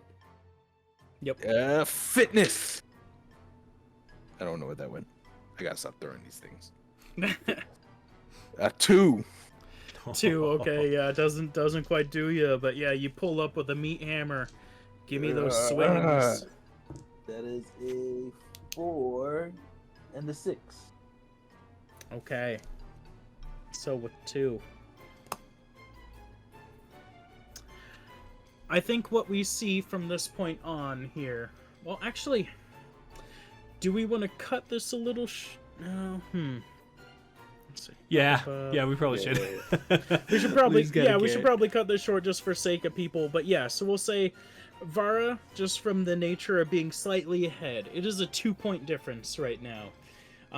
You pull back in with 2 more shots from the Mayo cannons. You watch as a globs forcefully slam into Bobby's own mech. The head separates from it as it goes flying backwards into the wall, and the dish that was in the capsule on its back is ejected and sort of splatters on the ground. And with that, cheers go up from the crowd around you, and Martel sort of comes down into your little booth there. Really quick. And what's that? Really quick. Sorry. Knowing that I'm gonna lose, can I push my mech forward in the last ditch kamikaze? Absolutely. To try to take Lou's mech down with me. Absolutely. What sort of role do we want to do for that? Willpower, I say. You know, Willpower? I can get behind it. I'm down for it. You know, keep going. Give me something good. Give me something good. Give me something good. I contest it with like a dex check to try and get out of the way. Guard roll.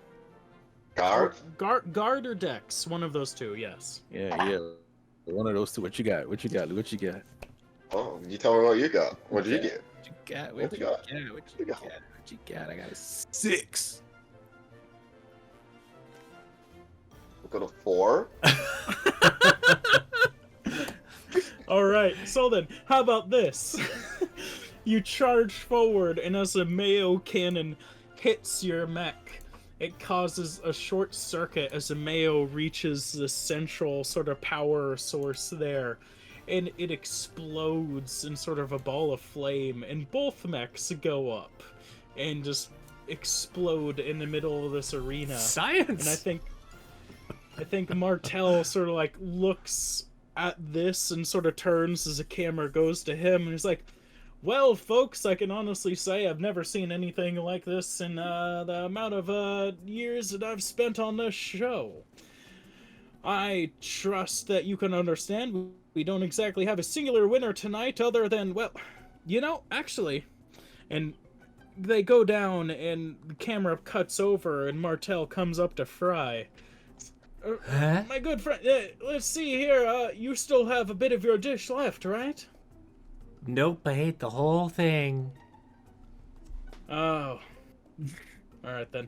Well, any final words for us before we cut out? It seems we have had no winner tonight in Boldest Chef, but maybe you can give us a few words of wisdom, seeing as you were the runner-up here, and set us off. Yes. And I'm going to say the words that summon my condiment bottles and squirt like chipotle sauce on his face. Ah! Ah! This was the best game ever. starts screaming and writhing on the ground, and like the camera and like that old sitcom moment starts pulling out as the credits roll, and he's just writhing on the ground, and like, you know, the credits are just going over his body. just screaming. Ah! I feel like she Produced thinks by... she thinks she got all of it, but the camera like notices like a good half of the pie crawling away as it's still moving.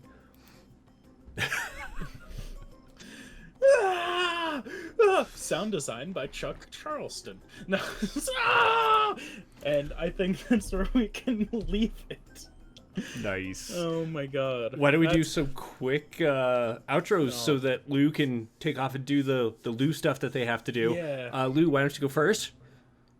I'm Lou. I was playing Vara.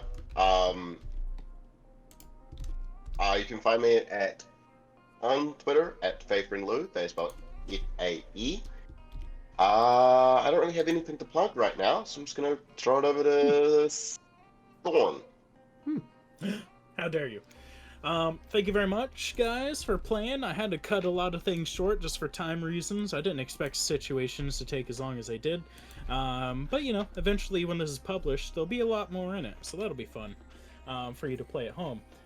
Yeah, you can look in the chat there to follow me on Twitter and whatnot, and there's, after the initial editing on the original rulebook is done for, we'll be doing a lot more Kobold stuff in the future, but for right now, it's kind of, you know, hovering around existence. But yeah, thank you all. Nice. Sid, why don't you tell us about yourself? Hey everyone, I'm Sid. You can find me on the socials at _Sundance Sid, and everywhere. Everywhere. I'm in your tub right now. Okay. Nice. I'm Jeremy Hochhalter. You can find me on the socials at WH Pubs, here on Twitch at it's changed, Wanderers Haven. We just ended our Wednesday game, so that's not something that I can tell you to look forward to. I don't know what's coming up next, so we'll just end it there.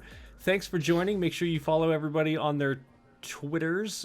Keep an eye out on Thorn's Twitter for updates as far as Kobolds, the TTT RPG goes. And we will see you next time. Thanks for watching, everybody. Bye.